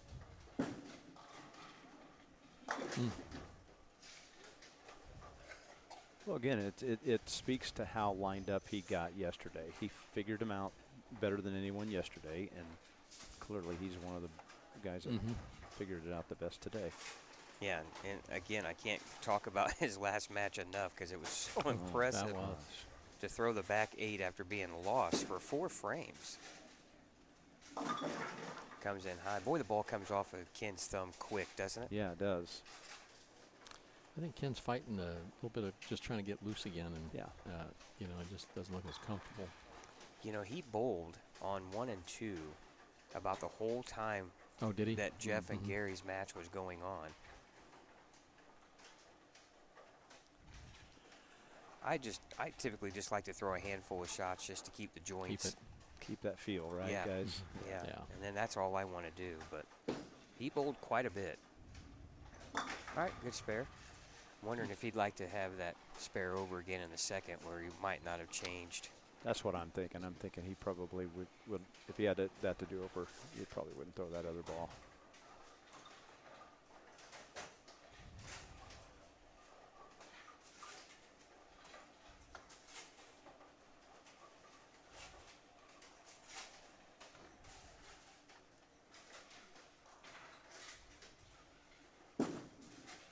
Trusted it.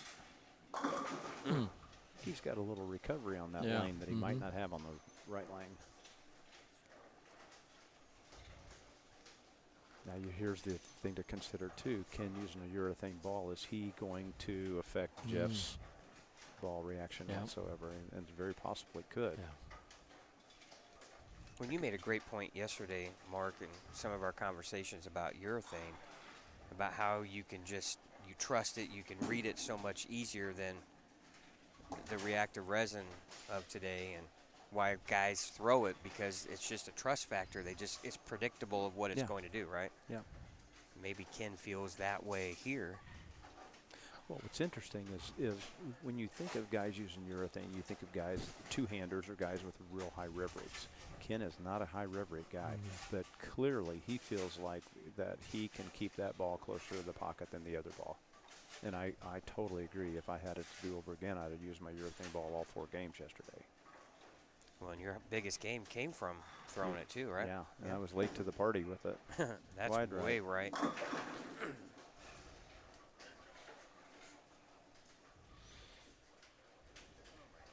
Both guys are fighting it a little bit right now, aren't they? Mm-hmm. Could be nerves. Yeah, I mean, it's this is for with the whole thing right Yeah. here. Yeah, this is the whole tournament right here. So Yeah. yeah. And Scott, you may have hit the nail right on the head. This could be a little bit of a letdown for Jeff after the big finish. You know, throwing 8 shots that were all pressure in a row and knowing you have to strike on every one of them, that could take a lot out of you. It can. But he's done what he had to do here. He's broke up a couple of splits, but he's made all of his spares. So he's been fortunate, but he's helped himself as well. He's got a little bit of a lead. So. Yeah. Pressure on Ken for sure. Well, and Ken's thinking to himself, I got to get it right here. Mm-hmm. You He don't didn't want want this to go to game nobody- 2. yeah, nobody Because wants then that. all the pressure's on. Momentum Yeah. feels like it's on Jeff's side.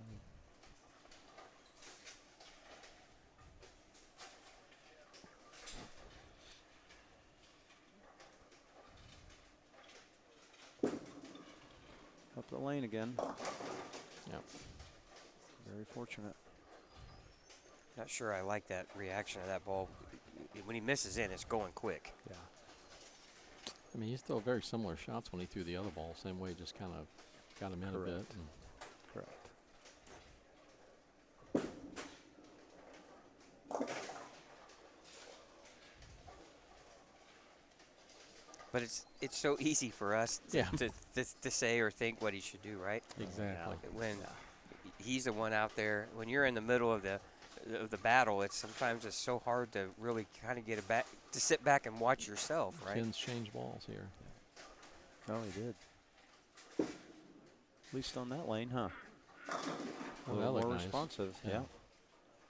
That looked nice. I think he's got some forgiveness with that ball to the right that he probably doesn't have with the purple hammer. I like the ball change, to be honest with you. Yeah, I agree. I think he could do that. If you can just float it through the fronts, let that ball do all the work down lane for you. And that's definitely what he's been doing. This one to put him in the lead. Oh my! That was off the hand quick, guys. Wow. Boy, that's a big break. That is big. It looks like that left lane might just be hooking a little more because he got one right with the purple hammer that we Yeah, didn't think he was right. going to get back and did.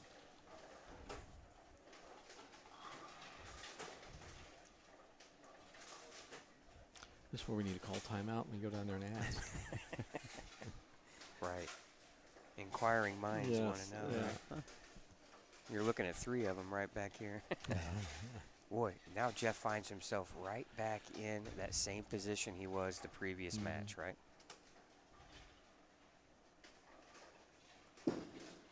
That's right.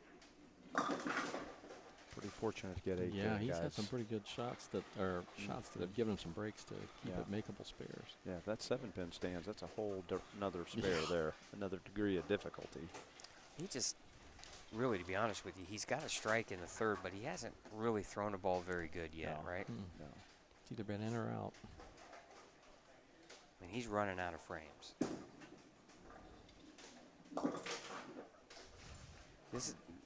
They're all big now, but this is huge for him just to give Ken a little bit of an idea. Hey, Ken has seen him run the table before. This would got to put a little bit of pressure back on Ken if you're Jeff. Yeah, for sure.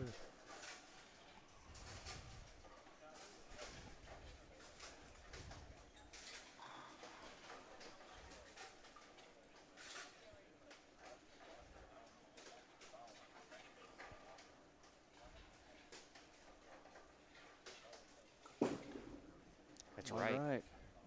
Yeah, Oh, Yeah, that one's in the bad spot. definitely looked like 2 or 3 boards right of where he wanted to place it. He had been pulling the ball, and I think he over-adjusted there or overcompensated.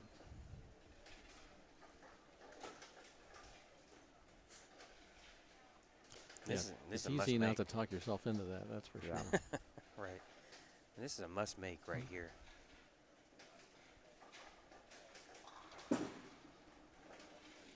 Oh, I got it anyway. Almost. All right. Well, he still has 194 out there. All is not lost. Yeah, let's see what Ken can do with a double up. And it's not like Ken threw a double, but one was Brooklyn, so Yeah. it's not like he's This was the good lane part of it, of Right. that double. Yeah, this is the ball change that he made the frame before and went high flush on this lane. That looked quick. See, this is where you get a little bit more a more responsive ball. Mm-hmm. This is where if you're not really good getting it Yeah. through the fronts, Yeah, if you don't trust it, there's just too much reaction there for it to stay. I think we're just seeing a little bit of tightness here, you I know, do just too. not throwing the ball comfortably and projecting it right. Just got to make those spares, though. ooh, that's trouble. Well, you're right. I mean, we're bowling for a title here. Yeah, I no, mean, it's- neither it's one of these different, guys yeah. have a state title, so No, a this lot is, at stake. 4 pins.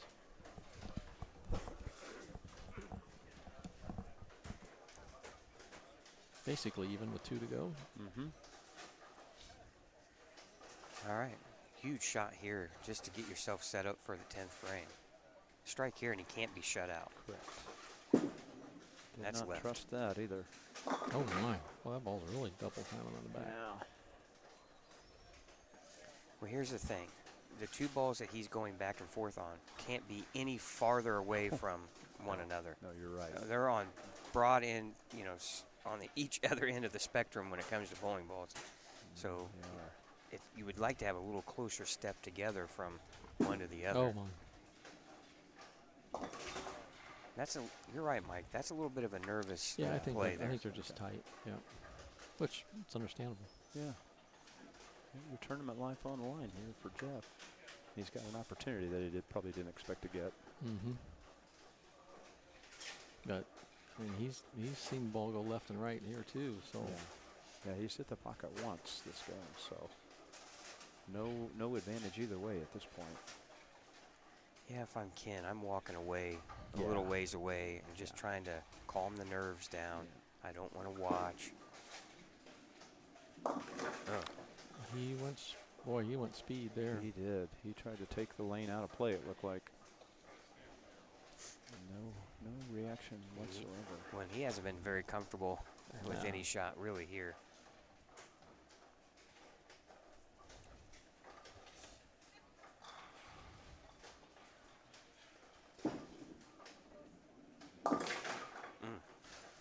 Well, Well, 10th frame. Who wants it? 4-pin 10th frame. game. Yeah, 4-pin, 10th frame.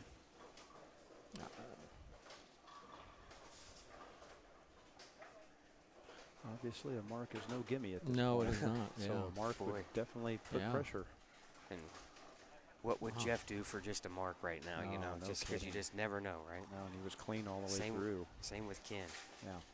Yeah, both players.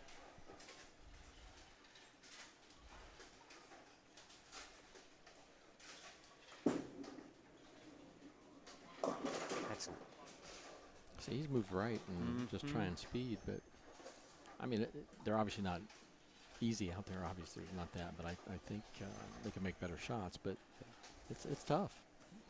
I bowled several games on this pair. Both my qualifying squads, I hit this pair. Mhm. It was different than a lot of the other pairs.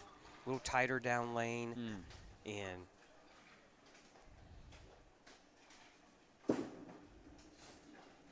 Yeah, that's a big spare. yeah, I'll tell you what. we forced now Ken to mark Yeah. to win it. Yeah, he needs what, 6 to force? Yeah.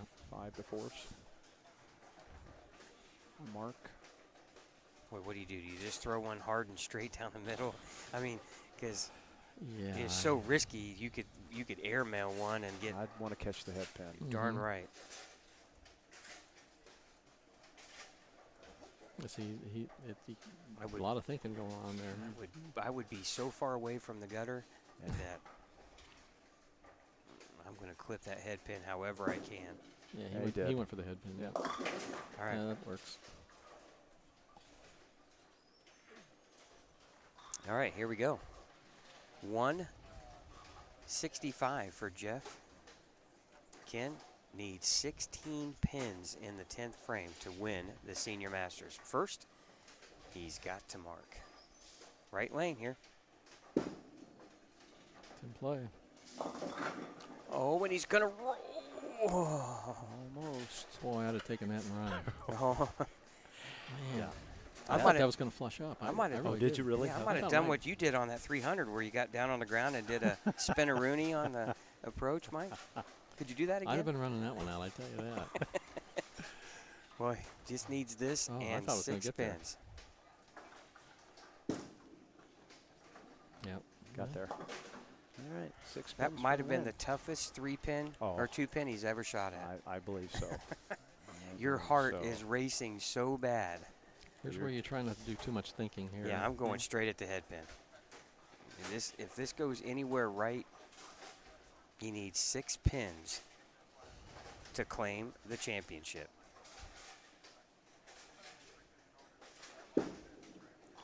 Oh my goodness. You got 6. Oh, he got 6. Oh my goodness, and Wow. that's enough. Oh, Wow. 6 is enough. Ken Golitsky is your 2023 Senior Masters champion. My, oh my. What a finish. Oh, Yeah, there's a lot of ways to get there. That's one of them. I- But you got to remember, Ken was the leader. True. So he was undefeated coming in. So True. I think everybody on the concourse took a I think Yeah. we when, did too. when that ball went right. Yeah, that could have been 5 so many ways. Yeah, it could have been. Oh my gosh. Or what a- even worse than that. I mean, yeah. I've seen 4 from there before. That's a gutsy performance. I mean, Yeah, it both is. guys. I mean, it was just Yeah. neither one of them were comfortable, and Yeah. they gutsed it out, and yeah, that even was, the 2-pin. The Yeah. 2-pin's not an easy spare when No. it comes to that. No. I mean, and he changed balls and Yeah. got the control ball out. Yeah. And Ken made great shots all day, and he just continued to got what he had to get. That's Absolutely. what a Masters format is all about. That's right. That was a great tournament. yeah, boy, you're thinking to yourself, I just know what I'm doing in that situation. I'm throwing it hard and straight. I'm not taking any chance. But hey, Ken got the magic number, which was only 6 pins. He wins 166 to 165, and we're going to take a quick break here, guys. But you have to think, man, what another great year here for the Senior Masters. Great facility, great tournament, great players. It was just a very demanding condition, which is great. And Ken's the guy on top. Yeah, he earned it. No All doubt right, about it. we're going to come back. Mike Albee is going to talk to the champion, Ken Golitsky, as Bill Kendall is going to hand out the goods here for the win here at the Senior Masters. We'll be back here on Savage Bowling TV right after this.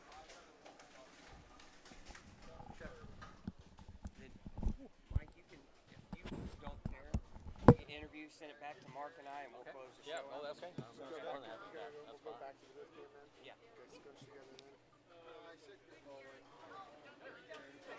Hey, Mike.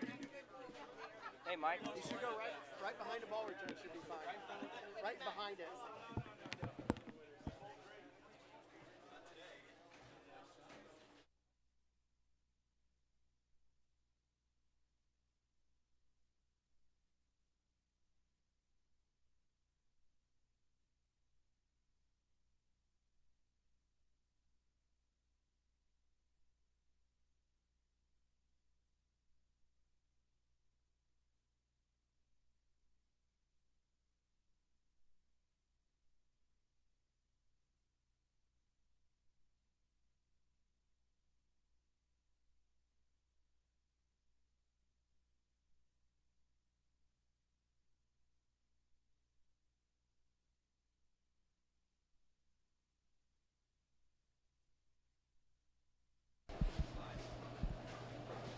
All right, welcome back.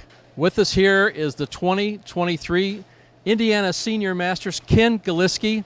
Ken, what a great match at the end here. But before we go in and talk about that, let's go to Bill Kendall from the U.S. State USBC.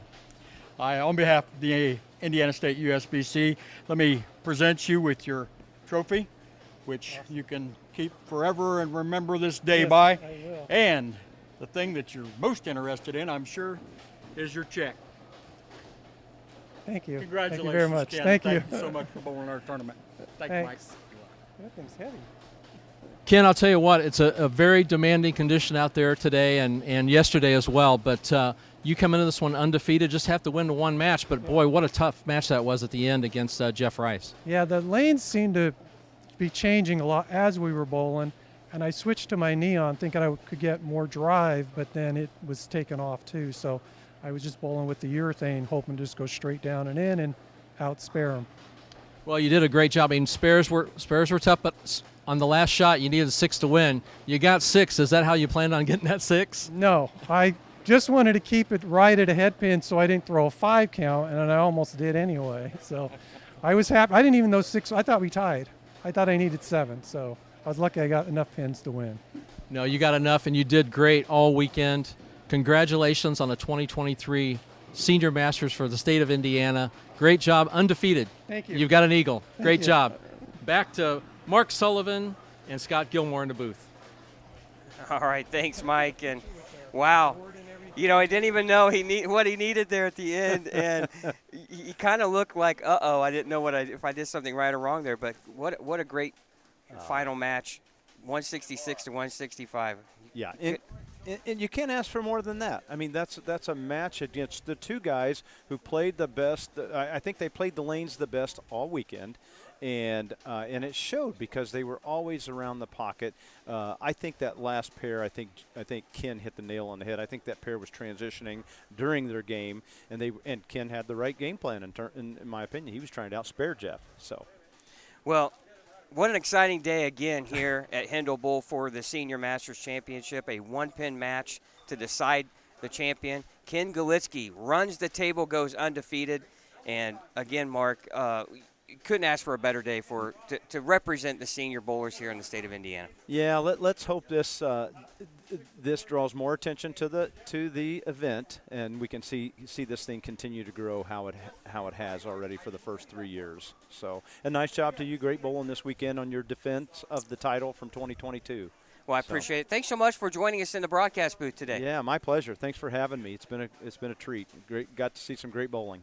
All right, want to thank our sponsors once again before we wrap things up here. The Brands of Brunswick, Pinheads Bowling and Entertainment, RT Tour Experience, A1 Automotive out of Fort Wayne, Tim Max, Victory Lane Pro Shop, Mike Alby's Arrowhead Bowl, and Big Four Socks. Once again, your champion here at Hindel Bowl for the Indiana Senior Masters in Ken Galitsky. For Mike Alby, Mark Sullivan, this is Scott Gilmore. So long from Indianapolis.